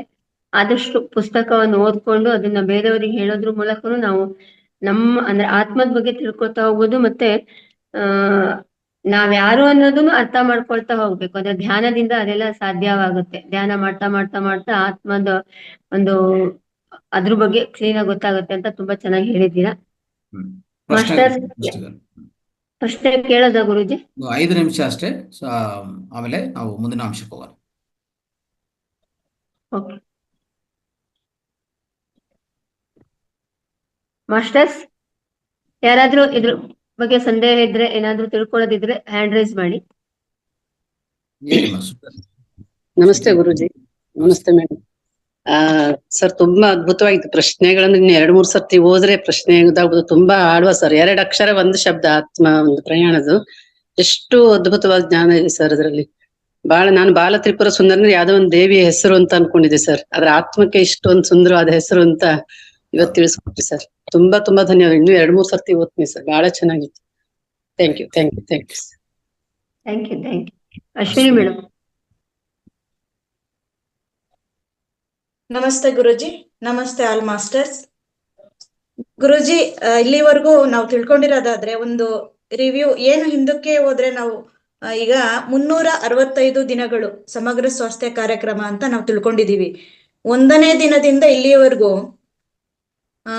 ಸುಮಾರು 50 ದಿನ, ಇಲ್ಲಿಂದ ನಾವು ಲೆಕ್ಕಾಚಾರ ಹಾಕಿದ್ರೆ 50 ದಿನ ಇದೆ. ಒಂದ್ಸಲ ಹಿಂದಕ್ಕೆ ಹೋಗೋದಾದ್ರೆ ಮಹಾವತಾರ್ ಫೌಂಡೇಶನ್ ನ ಪರಿಚಯ ಆರಂಭದಿಂದ ಏನೆಲ್ಲ ಕಲಿತಿದ್ದೀವಿ ಅಂತ, ಧ್ಯಾನ, ಅತೀಂದ್ರಿಯ ಯೋಗಿಗಳ, ಆಮೇಲೆ ಸೀತಾಯಣ, ಮನಸ್ಸಿನ ಬಗ್ಗೆ, ರೇಖಿ ಬಗ್ಗೆ, ಕರ್ಮಗಳು, ಇನ್ನು ಹಲವಾರು ವಿಚಾರಗಳ ಬಗ್ಗೆ, ಮತ್ತೆ ಭಿನ್ನವಾಗಿ ಆಲೋಚಿಸು. ತದನಂತರ ಮಿಲರೇಪ ಅವರ ಜೀವನ ಚರಿತ್ರೆ. ಅದಾದ್ಮೇಲೆ ಇವತ್ತು ಆತ್ಮದ ಬಗ್ಗೆ ತಿಳ್ಕೊಳ್ತಾ ಇದ್ದೀವಿ. ಹಂಗಾಗಿ ಈ ಮಹಾವತಾರ್ ಫೌಂಡೇಶನ್ ಅಲ್ಲಿ ಎಷ್ಟೊಂದೆಲ್ಲ ವಿಚಾರಗಳನ್ನ ತಿಳಿತಾ ಇನ್ನೇನು 365 ದಿನಗಳು ಕಂಪ್ಲೀಟ್ ಆಗ್ತಿದೆ ಅನ್ನೋವಾಗ ಇನ್ನು 50 ದಿನ ಮಾತ್ರ ಬಾಕಿ ಇದೆ. ಅಷ್ಟರಲ್ಲಿ ನಾವಿವತ್ತು ಕಲ್ತಿರೋದು ಆತ್ಮ. ನಮ್ಗೆ ಆತ್ಮದ ಅರಿವು ಬೇಕು ಅನ್ನೋಂಥದ್ನ ಸಂಪೂರ್ಣವಾಗಿ ಇವತ್ತು ತಿಳಿಸ್ಕೊಟ್ಟಿದ್ದೀರಾ ಗುರುಜಿ. ನಿಮ್ಗೆ ತುಂಬಾ ತುಂಬಾ ಧನ್ಯವಾದಗಳು ಹೇಳ್ತೀನಿ. Okay, thank you. ಮಾಸ್ಟರ್ಸ್, ಮತ್ತೆ ಯಾರಾದ್ರೂ 1-2 ಜನ ಮಾತಾಡ್ಬೋದು. ಏನಾದ್ರೂ ಸಂದೇಹ ಇದೆ ಇದ್ರ ಬಗ್ಗೆ ಕೇಳ್ಕೊಳ್ಳಿ, ಗುರೂಜಿ ಇದ್ದಾರೆ. ಇನ್ನೊಂದು ವಿಷಯ, ಇದು ರಾಯಚೂರು ಬಗ್ಗೆ 1 ನಿಮಿಷ ಮಾತಾಡಿಮ್ಮ. ರಾಯಚೂರ್ದು ಕೋಸ್ಟ್ ಕೊಡಿ ಗುರೂಜಿ. ಮ್ಯೂಟ್ ಇದಾಗುತ್ತೆ. ಮಾಸ್ಟರ್ಸ್, ಎಲ್ಲರಿಗೂ ನಮಸ್ಕಾರ. ಈಗಾಗ್ಲೇ ನಮ್ಮೆಲ್ಲರಿಗೂ ತಿಳಿದಿದೆ, ಇದೇ 15, ಇನ್ನೇನು ಬಂದೇ ಬಿಡ್ತು, 15ನೇ ತಾರೀಕೊಂದು ರಾಯಚೂರಿನಲ್ಲಿ ಸಮಗ್ರ ಸ್ವಾಸ್ಥ್ಯ ಹಬ್ಬ ನಡೀತಾ ಇದೆ. ಈ ಹಬ್ಬದ ಇನ್ನೊಂದ್ ಸ್ವಲ್ಪ ಕ್ಲಾರಿಟಿ ಕೊಡೋದಾದ್ರೆ, ನಮ್ಮ ನೀಲಮ್ಮ ಮೇಡಮ್ ಅವರು ಏನು ಆಯೋಜನೆ ಮಾಡಿದ್ರು ಹಬ್ಬ ಅನ್ನೋದನ್ನ ನಾವಲ್ಲಿ ಹೊರಡ್ತೀವಿ. ಬಟ್ ಆದ್ರೆ ಅಲ್ಲೊಂದು ವ್ಯವಸ್ಥೆ, ಹಾಲ್ ವ್ಯವಸ್ಥೆ ಬೇರೆಡೆ ಮಾಡಿ ನಾವು ಅಲ್ಲೇ ರಾಯಚೂರು ಭಾಗದಲ್ಲಿ ಅಲ್ಲಿ ನಾವು ಈ ಹಬ್ಬವನ್ನ ಆಚರಿಸ್ಕೊಳ್ತಾ ಇದ್ದೀವಿ. ಅದೊಂದು ವಿಚಾರ. ಹಾಗೆ ಎಲ್ಲಾ ಮಾಸ್ಟರ್ಸ್ಗೂ ಇದ್ರಲ್ಲಿ ಈ ಮೂಲಕ ಕೇಳ್ಕೊಳ್ಳೋದು ಏನು ಅಂತಂದ್ರೆ, ಈಗ ನಾವು ಸಪ್ರೇಟ್ ಬೇರೆಡೆ ಹೋಗಿ ಅಲ್ಲಿ ಎಲ್ಲ ಪ್ರಚಾರ ಎಲ್ಲ ಹಮ್ಮಿಕೊಂಡಿದೀವಿ. ಇಷ್ಟು ದೂರದಿಂದ ಇದ್ದು ಅಲ್ಲಿ ನಾವೇನ್ ಮಾಡ್ತಾ ಇದೀವಿ, ಸ್ವಲ್ಪ ರಿಸ್ಕ್ ಅನ್ನೋದು ಬರಬಾರ್ದು, ತಗೊಳ್ತಾ ಇದ್ದೀವಿ ಎಲ್ಲನೂ ಕೂಡ. ಅಲ್ಲಿ ಯಾರು ಕನೆಕ್ಟ್ ಆಗ್ತಾರೆ ಅವ್ರ ಒಂದು ಫೋನ್ ಮುಖಾಂತರ ಅವ್ರಿಗೆಲ್ಲ ಹೇಳುವಂತ ವ್ಯವಸ್ಥೆ ಆಗ್ತಿದೆ. ಹಾಗಾಗಿ ಎಲ್ಲರಿಗೂ ಈ ಸಮಗ್ರ ಸ್ವಾಸ್ಥ್ಯ ಹಬ್ಬಕ್ಕೆ ಮತ್ತೊಮ್ಮೆ ಸ್ವಾಗತವನ್ನು ಹೇಳ್ತಾ, ಮತ್ತೆ ಈ ತನು ಮನ ಧನ ಅಂತ ಏನ್ ಹೇಳ್ತೀವಿ, ಇದೆಲ್ಲ ನಮ್ಗೆ ನೀವು ಒಂದು ಸಹಾಯ ಮಾಡಿದ್ರೆ ಈ ಒಂದು ಪ್ರಚಾರ ಸೇವೆಗೆ ಈ ಹಬ್ಬ ಯಶಸ್ವಿಯಾಗಿ ನೆರವೇರಲು ತುಂಬಾನೇ ಒಂದು ಸಹಾಯ ಆಗುತ್ತೆ ಅಂತ ಈ ಮೂಲಕ ಕೇಳ್ಕೊಳ್ತಾ ಇದ್ದೀನಿ. ಓಕೆ ಗುರುಜಿ. ಎಸ್ ಸ್ನೇಹಿತರೆ, ನಾವೆಲ್ಲರೂ ಪ್ರಚಾರದಲ್ಲಿ ಸ್ವಲ್ಪ ತೊಡಗಿಸ್ಕೋಬೇಕು. ಯಾಕಂದರೆ ಅಲ್ಲಿ ಹೊಸ ಏರಿಯಾ, ಅಲ್ಲಿ ನಮಗೂ ಅಂದರೆ ಈ ಸಮಗ್ರ ಸ್ವಾಸ್ಥ್ಯ ಬಗ್ಗೆ ಅಲ್ಲಿ ಏನು ಗೊತ್ತಿಲ್ಲ. ಸೊ ಅದಕ್ಕೋಸ್ಕರ ಅದನ್ನು ಪ್ರಚಾರ ಮಾಡೋದಂತ ನಾವೆಲ್ಲರೂ ಮುಂದಕ್ಕೆ ಹೋಗ್ತಾ ಇದ್ವಿ. ಸೊ ಅಲ್ಲಿ ಸುತ್ತಮುತ್ತಿರುವಂಥ ಈ ರಾಯಚೂರು ಸುತ್ತಮುತ್ತಿರುವಂಥ ನಿಮಗೆ ಅಲ್ಲಿ ಪರಿಚಯ ಇರೋರು ಯಾರು ಇದ್ದರೆ, ವ್ಯಕ್ತಿಗಳಿದ್ರೆ, ಸೊ ನಿಮಗೆ ಗೊತ್ತಿರುವಂಥ ಫ್ರೆಂಡ್ಸು, ರಿಲೇಟಿವ್ಸ್ ಎಲ್ಲ ಇರ್ತಾರೆ. ಎಲ್ಲರಿಗೂ ಈ ವಿಷಯವನ್ನು ಅವ್ರಿಗೆ ಮುಟ್ಟಿಸಿದ್ರೆ, ಅವ್ರಿಗೆ ತಲುಪಿಸಿದ್ರೆ, ಅವರು ಇದೇ ರೀತಿಯಲ್ಲಿ ಪ್ರಚಾರ ಹೆಚ್ಚಾಗಿದ್ರೆ, ಸೊ ಎಷ್ಟು ಜನ ಜಾಸ್ತಿ ಜನ ಬಂದು ನಮ್ಮ ಸಮಗ್ರ ಸ್ವಾಸ್ಥ್ಯದಲ್ಲಿ ಅವರು ಸೇರ್ಕೊತಾರೆ. ಸೊ ಆ ಸಮಗ್ರ ಸ್ವಾಸ್ಥ್ಯ ಕಾರ್ಯಕ್ರಮನೇ ಅದ್ಭುತ ಕಾರ್ಯಕ್ರಮ, ಅದೊಂಥರ ಪವಾಡದು. ಸೊ ಅದರಲ್ಲಿರುವಂಥ ಅಂಶಗಳು ನಮಗೆಲ್ಲ ಗೊತ್ತು. ಓಕೆ, ಅದಕ್ಕೋಸ್ಕರ ಎಲ್ಲರೂ ಪಡಿಬೇಕಂತ ನಮ್ಗೆ ಆಸೆ ಇದೆ. ಅದಕ್ಕೋಸ್ಕರ ನಾವು ಅಷ್ಟು ದೂರ ಹೋಗಿ ಮಾಡೋಂಥ ಅವಕಾಶ ನೀಲಮ್ಮದು ಅವರು ವ್ಯವಸ್ಥೆ ಮಾಡಿರೋಂಥ ಅವ್ರಿಗೆ ಬೇಕಾಗಿರುವಂಥ ಅಲ್ಲಿ ಅಂದರೆ ಒಂದು ಹೊಸ ಮನೆ ಗೃಹ ಪ್ರವೇಶ ಅಂತ ಇಟ್ಕೊಂಡಿದ್ದಾರೆ, ಅದನ್ನೂ ಆಗುತ್ತೆ. ಅದ್ರ ಜೊತೆಗೆ ಈ ಕಾರ್ಯಕ್ರಮನೂ ಆಗುತ್ತೆ. ಆದರೆ ಈಗಾಗಲೇ ಅವ್ರಿಗಿರುವಂಥ ಪರಿಮಿತಿಗಳಿಂದ ಇಂಥ ಪ್ರಚಾರವನ್ನು ದೊಡ್ಡ ಕಾರ್ಯಕ್ರಮ ನಡೆಸೋಕ್ಕೆ ಅವ್ರಿಗೆ ಸಾಧ್ಯವಿಲ್ಲ. ಅದಕ್ಕೋಸ್ಕರ ಮತ್ತೆ ಇಲ್ಲಿ ಮಹಾತಾರ ಫೌಂಡೇಶನ್ನೇ ಮುಂದಕ್ಕೆ ಹೋಗಿ ಎಲ್ಲ ಕಾರ್ಯಕಲಾಪಗಳನ್ನು, ಎಲ್ಲ ಪ್ರಚಾರಗಳನ್ನು, ಎಲ್ಲ ವಿಷಯಗಳನ್ನು ನಿರ್ವಹಿಸಬೇಕಂತ ಸ್ಥಿತಿ ಬಂದಿದೆ. ಅದಕ್ಕೋಸ್ಕರ ಎಲ್ಲರೂ ಸಹಾಯ ತಗೊಂತ ನಾವೆಲ್ಲರೂ ನಿಮ್ಗೆಲ್ಲರೂ ವಿನಂತಿ ಮಾಡೋದು, ನೀವೆಲ್ಲರೂ ಇದರಲ್ಲಿ ಸ್ವಲ್ಪ ಭಾಗವಾಗಿ ಅದರಲ್ಲಿ ಇರುವಂಥ ಕಾರ್ಯಕಲಾಪಗಳನ್ನು ಮತ್ತು ಅಲ್ಲಿ ತನ್ಮನ್ ಏನೇ ಯಾವುದೇ ರೂಪದಲ್ಲಿ ನೀವು ಸಹಾಯ ಮಾಡಿದ್ರು ಒಳ್ಳೆಯದೇ. ಈ ಕಾರ್ಯಕ್ರಮ ಅಂತೂ ಯಶಸ್ವಿ ಅನ್ನೋದು ಮಾಡ್ತೀವಿ. ಸೊ ಮಾಡ್ಬೇಕು ನಾವೆಲ್ಲರೂ, ಯಾಕಂದರೆ ನಮ್ಮ ಧರ್ಮ, ಅದು ನಮ್ಮ ಕರ್ತವ್ಯ. ನಾವು ಈಗಾಗಲೇ ಇಂದಿನ ಒಂದು ತರಗತಿಯಲ್ಲಿ ಹೇಳಿದ್ದೀನಿ ನಾನು, ಸೇವೆ ಅನ್ನೋದು ಯಾವ ರೀತಿಯಲ್ಲಿ ಮಾಡಬೇಕು, ಸೇವೆ ಮಾಡಿಲ್ಲ ಅಂದರೆ ಏನಾಗುತ್ತೆ ಅಂತಲೂ ಹೇಳಿದ್ದೀನಿ. ಏನು ನಮ್ಗೇನು ನಷ್ಟ ಆಗತ್ತೆ ಸೇವೆ ಮಾಡಿಲ್ಲ ಅಂದರೆ. ನಾವೆಲ್ಲ ತಿಳ್ಕೊಂಡೋದು ಒಂದು ರೀತಿಯಲ್ಲಿ, ಆದರೆ ಮಿತ್ರರೇ, ನಾವು ಇನ್ನೊಬ್ರಿಗೆ ತಿಳಿಸಿಲ್ಲ ಅಂದರೆ ಅದಕ್ಕಿಂತ ನಷ್ಟ ಯಾವುದೂ ಇಲ್ಲ, ಅದಕ್ಕಿಂತ ದೊಡ್ಡ ನಷ್ಟ ಯಾವುದೂ ಇಲ್ಲ. ಅದನ್ನು ಅರ್ಥ ಮಾಡ್ಕೊಳ್ಳಿ. ನಮ್ಮ ಜೀವನಕ್ಕೂ ಸಾರ್ಥಕತೆ ಬರಬೇಕು ಅಂದರೆ ನಾವು ತಿಳಿಯೋದಲ್ಲ, ಎಷ್ಟೆಲ್ಲ ತಿಳ್ಕೊತೀರಿ, ಎಷ್ಟು ಜನ್ಮಗಳು ತಿಳ್ಕೊತೀರಿ, ಮತ್ತು ಇನ್ನೊಬ್ರು ಕಲಿಸೋದು ಯಾವಾಗ? ಇನ್ನೊಬ್ರು ಕಲಿಸಿದ್ರೆ ಅಲ್ವಾ ನಮ್ಮ ಜೀವನಕ್ಕೆ ಸಾರ್ಥವಾಗೋದು. ಜೀವನ ಸಾರ್ಥವಾಗತ್ತೆ, ಮತ್ತು ಮರುಜನ್ಮ ನಮಗೆ ಬೇಕಾಗಿಲ್ಲ ಅಲ್ವಾ? ಸೊ ಆ ರೀತಿಯಲ್ಲಿ ನಮ್ಮ ಜೀವನವನ್ನು ನಾವು ಸಾರ್ಥಕತೆ ಮಾಡ್ಕೋಬೇಕಾದ್ರೆ ಇನ್ನೊಬ್ರಿಗೆ ತಿಳಿಸ್ಕೊಡೋದೇ ನಮ್ಮ ಧರ್ಮ. ಅದಕ್ಕೆ ನಾವು ಬಂದಿರೋದು. ನಿಮ್ಗೆ ಅರ್ಥ ಆಗ್ತಾ ಇಲ್ಲ. ಸೊ ನಾವು ಇಲ್ಲಿ ಬಂದಿರೋದು ಯಾವುದೋ ಸುಮ್ಮನೆ ಒಂದೇ ಮನೆ ಮಕ್ಕಳೆಲ್ಲ ಮಾಡಿಕೊಂಡು ಏನೋ ನಾವು ಮಾಡಿ ಇಲ್ಲಿಂದ ಮತ್ತೆ ಈ ಜನ್ಮನೂ ಕಳೆದು ಮತ್ತೆ ಇನ್ನೊಂದು ಜನ್ಮಕ್ಕೆ ಹೋಗೋದು ಅಂತಲ್ಲ. ಅದು ದೊಡ್ಡ ವಿಷಯ ಅಲ್ಲ, ಅದು ಆತ್ಮಕ್ಕೆ ನಿರಂತರ ಆಗೋ ಪ್ರಕ್ರಿಯೆ ಅದು. ಈ ಜನ್ಮ ಆದಮೇಲೆ ಮರೋ ಜನ್ಮ ಬರ್ತಾನೆ ಇರ್ತದೆ. ಆದರೆ ಈ ಜನ್ಮದಲ್ಲಿ ನಿಮಗೆ ಅರಿವು ಬಂದಿದೆ, ಏನಂತ ಆತ್ಮದ ಬಗ್ಗೆ ಅರಿವು, ಆತ್ಮ ಜ್ಞಾನ ಸ್ವಲ್ಪ ಅರಿವು ಬಂದಿದೆ. ಆಧ್ಯಾತ್ಮಿಕ ಶಾಸ್ತ್ರ ನಿಮ್ಗೆ ಅರ್ಥ ಆಗ್ತಾ ಇದೆ ಅಂದರೆ ನೀವಿರೋಂಥ ಸ್ಥಿತಿ ಅತ್ಯುನ್ನತ ಸ್ಥಿತಿ. ಇವಾಗ ಆ ಸ್ಥಿತಿಯನ್ನು ಇನ್ನೊಬ್ರಿಗೆ ತಲುಪಿಸಿದ್ರೆ ನಮ್ಮ ಕರ್ತವ್ಯ ಪೂರ್ತಿ ಆಗತ್ತೆ. ಇಲ್ಲ ಅಂದರೆ ಸೇಮ್ ಪಾಠ ಕಲಿಸ್ಕೊಡೋಕ್ಕೆ ಮತ್ತೆ ಬರ್ತಾ ಇರಬೇಕು, ಹೋಗ್ತಾ ಇರಬೇಕು. ಅವ್ರಿಗೆ ಎಷ್ಟು ಸರಿ ಬರೋದು, ಎಷ್ಟು ಸರಿ ಹೋಗೋದು, ಏನು ಪ್ರಯೋಜನ ಅಲ್ವಾ? ಅದಕ್ಕೋಸ್ಕರನೇ ಸೇವೆ ಅನ್ನೋದು ಅದು ಪರಮೋತ್ಮ, ಒಂದು ಉತ್ಕೃಷ್ಟವರದು, ಅಂದರೆ ಶ್ರೇಷ್ಠವಾಗಿರೋಂಥ ವಿಷಯ ಅದು ಸೇವೆ ಅನ್ನೋದು. ಅದಕ್ಕಿಂತ ದೊಡ್ಡ ವಿಷಯ ಯಾವುದೂ ಇಲ್ಲ ಈ ಪ್ರಪಂಚ, ಈ ವಿಶ್ವದಲ್ಲೇ ಯಾವುದಿಲ್ಲ ಅಂತ ಹೇಳ್ಬೋದು. ಓಕೆ, ಸೊ ಅದಕ್ಕೋಸ್ಕರ ಪ್ರತಿಯೊಬ್ಬರು ಇದರಲ್ಲಿ ತೊಡಗಿಸ್ಕೊಳ್ಳಿ. ಯಾವುದೇ ರೀತಿಯಲ್ಲಿ ನಿಮ್ಗೆ ಸಾಧ್ಯವಾಗುತ್ತೋ ಆ ರೀತಿಯಲ್ಲಿ ತೊಡಗಿಸ್ಕೊಳ್ಳಿ. ಮನ್ ಧನ್ ಅಂತ ಹೇಳಿದ್ವಲ್ಲ, ಯಾವುದೇ ರೀತಿಯಲ್ಲಿ. ಅಲ್ಲಿ ನಮಗೆ ವಾಲಂಟಿಯರ್ಸ್ ಬೇಕು, ಅಲ್ಲಿ ಯಾರಿಲ್ಲ, ಅಲ್ಲಿ ನೀಲಮ್ಮ ಒಬ್ಬರು ಇದ್ದಾರೆ, ಅವರ ಪರಿಮಿತಿಗಳು ಮತ್ತು ಅವ್ರಿಗಿರುವಂಥ ಹೊಸ ಮನೆ ಗೃಹ ಪ್ರವೇಶ ಅಲ್ಲಿ ಬಿಜಿ ಇರ್ತಾರೆ. ಮತ್ತು ನಮಗೆ ಅಲ್ಲಿ ಕಾರ್ಯಕರ್ತಗಳು ಬೇಕು, ವಾಲಂಟಿಯರ್ಸ್ ಬೇಕು, ಸ್ವಯಂ ಸೇವಕರ್ತರು ಬೇಕು ಅಲ್ವಾ? ಆ ರೀತಿಯಲ್ಲಿ ಸೊ ಇಂಥ ವಿಷಯಗಳೆಲ್ಲ ಇದೆ. ದಯವಿಟ್ಟು ನಾವೆಲ್ಲರೂ ಕೈ ಜೋಡಿಸಿ ಅತ್ಯುನ್ನತ ಸೇವೆ ಮಾಡೋಕ್ಕೆ ಪ್ರಯತ್ನ ಮಾಡೋಣ ಅಂತ ಹೇಳ್ತಾ, ಸೊ ಪ್ರತಿಯೊಬ್ಬರು ಇದರಲ್ಲಿ ಭಾಗವಹಿಸ್ಬೇಕಂತ ವಿನಂತಿ ಮಾಡ್ತೀನಿ. ಥ್ಯಾಂಕ್ ಯು ಗುರುಜಿ. ಈಗ ವಾಣಿ ಮೇಡಮ್ದು ಕ್ಲಾಸ್ ಇದೆ, ಅವ್ರು ಕಾಯ್ತಾ ಇದ್ದಾರೆ. ಅದಕ್ಕಿಂತ ಮುಂಚೆ ಲಕ್ಷ್ಮೀ ದೇವಮ್ಮ ಮೇಡಮ್, ಈಗ ಲಕ್ಷ್ಮೀಕಾಂತಮ್ಮ ಮೇಡಮ್ 1 ನಿಮಿಷದಲ್ಲಿ ಮಾತಾಡ್ತಾರೆ. ಯಾಕೆ ಅಂತಂದ್ರೆ ಅವರ ಒಂದು ಕೊಡುಗೆ ಸೇವೆ ತುಂಬಾ ಅಪಾರವಾಗಿದೆ ಈ ಸಮಯದಲ್ಲಿ. ಅವ್ರು ಇಲ್ಲಿ ಇತ್ಕೊಂಡೇನೆ ಸಹ ಇಲ್ಲ ಖಂಡಿತ ಇತ್ಕೊಂಡೇನೆ ತುಂಬಾ ಸೇವೆ ಮಾಡ್ತಾ ಇದ್ದಾರೆ. ನಿಮ್ಮ ಮಾತುಗಳಲ್ಲಿ ಮೇಡಮ್. ಜಾಸ್ತಿ ಮಾತೇನಿಲ್ಲ, ಈಗಾಗಲೇ ಅಶ್ವಿನಿ ಅವ್ರು ಹೇಳಿದ್ದಾರೆ, ಸರ್ ಹೇಳಿದ್ದಾರೆ. ಈಗ ಯಾವ್ದೇ ಒಂದು ಕಾರ್ಯಕ್ರಮ ಮಾಡ್ಬೇಕಂದ್ರೆ ಎಲ್ಲರ ಭಾಗವಹಿಸುವಿಕೆ ತುಂಬಾ ಅತ್ಯಗತ್ಯ ಆಗಿದೆ. ಅದು ಫಸ್ಟ್ ಟೈಮು ಈಗ ಒಬ್ರು ನಮ್ಮ ಇದ್ರೊಳಗೆ ನಿರತರಾಗಿರೋರು ನೀಲಮ್ಮ ಅನ್ನೋರು ಅಲ್ಲಿ ಮಾಡ್ಬೇಕು ಅಂತ ಮಾಡ್ತಾ ಇದ್ದಾರೆ. ಅದು ಅವರ ಒಂದು ಕಾರ್ಯಕ್ರಮದಲ್ಲಿ ಭಾಗವಹಿಸೋದು ಅಲ್ದಿರ ಸುಮ್ನೆ ಅಲ್ಲಿ ಎಷ್ಟೊತ್ತಾಗ್ಬೋದು, ಇನ್ನೂ ಟೈಮ್ ಉಳಿತದೆ. ಮತ್ತು ಇದು ನಮ್ಗೆ ಸಿಕ್ಕಿರುವಂತ ಒಂದು ಚಾನ್ಸ್. ಈಗ ನಾವು ಬೇರೆ ಕಡೆ ಹೋಗ್ತಾ ಇದ್ವಿ, ಅಲ್ಲಿ ನಮ್ದು ಏನಿದೆ ನಾವು ಸೇವೆ ಮಾಡ್ಬೇಕು, ನಮ್ಮ ಕಾರ್ಯಕ್ರಮಗಳನ್ನ ಬೇರೆ ಬೇರೆ ಕಡೆ ಹಮ್ಮಿಕೊಳ್ಳಬೇಕು ಅನ್ನೋದೇ ಒಂದು ಉದ್ದೇಶ ಆಗಿರೋದ್ರಿಂದ ದಯವಿಟ್ಟು ಯಾರು ಈಗ ಈ ಝೂಮ್ ಅಲ್ಲಿ ಇದೀರೋ, ನಿಮ್ ಫ್ರೆಂಡ್ಸ್ ಇರ್ಬೋದು, ರಿಲೇಟಿವ್ಸ್ ಇರ್ಬೋದು, ಗ್ರೂಪ್ಸ್ ಇರ್ಬೋದು, ಗೊತ್ತಿರೋರು ಇರ್ಬೋದು, ಪರಿಚಯದವ್ರು ಇರ್ಬೋದು, ನಿಮ್ ಊರೇ ಆಗಿರ್ಬೋದು, ದಯವಿಟ್ಟು ಗ್ರೂಪ್ಸ್ ಗೆ ಕಳಿಸಿ ಹೆಚ್ಚಿನ ಪ್ರಚಾರ ಮಾಡಿ ಜನ ಬರ್ಲಿ. ಯಾಕಂದ್ರೆ ಅಲ್ಲಿ ಜನ ಬರೋದೇ ಅಲ್ದಿರ ಅವರು ತಿಳ್ಕೊಳ್ತಾರೆ. ಎಷ್ಟೋ ಜನರು ಕಾಯ್ತಾ ಇದಾರೆ ಇದಕ್ಕೋಸ್ಕರ. ಈಗ ನಾವೆಲ್ಲ ಹೇಳ್ತಿದ್ವು ಆ ಚಾನಲ್ ಸೇರ್ಕೊಂಡು ಈ ಚಾನಲ್ ಸೇರ್ಕೊಂಡು, ಕೊನೆಗೆ ನಾವ್ ಇಲ್ಲೇ ಬಂದು ಆನಪಾನಸತಿ ತುಂಬಾ ಅದ್ಭುತವಾಗಿದೆ ಅಂತೇಳಿ. ಅದೇ ರೀತಿ ಜನರು ಕಾಯ್ತಾ ಇದ್ದಾರೆ, ನಮ್ಗೆ ಯಾವ್ದಾದ್ರು ಒಳ್ಳೆ ಕಾರ್ಯಕ್ರಮ ಸಿಗುತ್ತಾ, ಆಹಾರದ ಬಗ್ಗೆ ಇರ್ಬೋದು, ಆರೋಗ್ಯದ ಬಗ್ಗೆ, ಧ್ಯಾನದ ಬಗ್ಗೆ, ಆಧ್ಯಾತ್ಮಿಕದ ಬಗ್ಗೆ ಎಷ್ಟೊಂದು ವಿಚಾರಗಳನ್ನ, ಯೋಗದ ಬಗ್ಗೆ ಎಷ್ಟೊಂದು ವಿಚಾರಗಳನ್ನ ಇಲ್ಲಿ ಕಲಿತಾ ಇದ್ವಿ. ಮನೆಯಲ್ಲಿ ಕೂತ್ಕೊಂಡು ಹೆಂಗಸರು ಕಲಿಬಹುದು, ಮಕ್ಕಳು ಕಲಿಬಹುದು. ಆದ್ರಿಂದ ದಯವಿಟ್ಟು ಯಾರ್ಯಾರಿದ್ದೀರೋ ಇನ್ನೂ ಹೆಚ್ಚಿನ ಪ್ರಚಾರ ಮಾಡಿ. ಯಾಕಂದ್ರೆ ಈಗಾಗಲೇ ಪ್ರಚಾರ ಕ್ರಮ ಕೈಗೊಂಡಿದೆ. ಆಟೋದಲ್ಲಿ ಇರ್ಬೋದು, ಮೈಕಲ್ಲಿ ಇರ್ಬೋದು, ಪಾಂಫ್ಲೆಟ್ ಓಡಿಸೋದ್ರ ಮೂಲಕ ಇರ್ಬೋದು, ಪ್ರೆಸ್ ಮೂಲಕ ಇರ್ಬೋದು, ಪೋಸ್ಟರ್ಸ್ ಹಾಕ್ಸೋ ಮೂಲಕ ಇರ್ಬೋದು, ಇಷ್ಟು ಕಾರ್ಯಕ್ರಮಗಳನ್ನ ಮಾಡೋದಿಕ್ಕೆ ವೆಚ್ಚನೂ ಸಹ ಆಗುತ್ತೆ. ಆದ್ರಿಂದ ಎಲ್ಲರ ಕೋರಿಕೆ ಮೇರೆಗೆ ತಮಗೆ ಆಗುವಷ್ಟು ತನು, ಧನ, ಮನ ಇದರ ಹೃತ್ಪೂರ್ವಕವಾಗಿ ಇದನ್ನ ಮಾಡಿ ಹೆಚ್ಚಿನ ಪ್ರಚಾರ ಮಾಡಿ ಕಾರ್ಯಕ್ರಮವನ್ನ ಯಶಸ್ವಿಗೊಳಿಸಿ. ಇದರಿಂದ ಇನ್ನ ಉತ್ಸಾಹ ಬಂದು ಜನರು ಮುಂದೆ ಬರ್ತಾರೆ. ಮತ್ತೆ ಟೀಮು ಸಹ ಅಲ್ಲಿ ಹೋಗಿ ಮಾಡ್ಲಿಕ್ಕೆ ತುಂಬಾ ಚೆನ್ನಾಗಿ ಇರ್ತದೆ. ಬೇಗನೆ ನಾವು ಇದನ್ನ ಸ್ಪ್ರೆಡ್ ಮಾಡ್ಲಿಕ್ಕೆ ಅನುಕೂಲ ಆಗುತ್ತೆ ಅಂತ ತಮ್ಮೆಲ್ಲರನ್ನು ಪ್ರಾರ್ಥಿಸುತ್ತಾ ನನ್ಗೆ ಅವಕಾಶ ಕೊಟ್ಟಂತ ಗುರುಜಿ ಅವರಿಗೆ, ಅಶ್ವಿನಿ ಅವರಿಗೆ ನಾನು ನಮಸ್ಕಾರಗಳನ್ನು ಅರ್ಪಿಸುತ್ತಿದ್ದೇನೆ. ಧನ್ಯವಾದಗಳು, ಧನ್ಯವಾದಗಳು, ತುಂಬಾ thank you sir, thank you ಧನ್ಯವಾದಗಳು. Sir, thank you sir. ನೀವು ಮಾಡ್ತಾ ಇರೋಂಥ ಸಹಾಯ ತುಂಬಾ ಅತ್ಯುನ್ನತವಾಗಿದೆ. ಈಗಾಗಲೇ 4-5 ದಿನದಿಂದ ನೀವು ಕೆಲಸ ಮಾಡ್ತಾ ಇದ್ರಿ ಇದ್ರ ಬಗ್ಗೆ. So one and only master Ashwini madam ಮತ್ತೆ ಲಕ್ಷ್ಮೀಕಾಂತ ಮೇಡಮ್ ಈ ಕಾರ್ಯಕ್ರಮ ಬಗ್ಗೆ ತುಂಬಾ ಹೆಚ್ಚಾಗಿ ಕೆಲಸ ಮಾಡ್ತಾ ಇದ್ದಾರೆ. ಸೊ ಮಿಕ್ಕಿದವರು ಯಾಕೆ ಬರ್ತಾ ಇಲ್ಲ ನನಗೂ ಗೊತ್ತಿಲ್ಲ. ಅದೇ ನಾನು ಎಷ್ಟು ಸರಿ ನಾವು ಸೇವೆ ಬಗ್ಗೆ ಹೇಳಿದ್ರು ಅರ್ಥ ಆಗ್ತಾನೆ ಇಲ್ಲ. ಒಬ್ಬರು ಒಂದು ಫೋನ್ ಕಾಲ್ ಮಾಡಿ ನಾನು ಏನು ಮಾಡಬೇಕು, ನಾನು ಏನು ಮಾಡ್ಬೋದು ಈ ಕಾರ್ಯಕ್ರಮಕ್ಕೋಸ್ಕರ ಅಂತ ಕೇಳಿರೋದಿಲ್ಲ. ಅದು ಈ ಆ ಅರಿವು ಅನ್ನೋದು, ಪರಿವರ್ತನೆ ಅನ್ನೋದು ಇನ್ನು ಎಷ್ಟು ಜನ್ಮಗಳು ಬೇಕು ನಮ್ಗೆ ಅರ್ಥ ಆಗ್ತಾ ಇಲ್ಲ.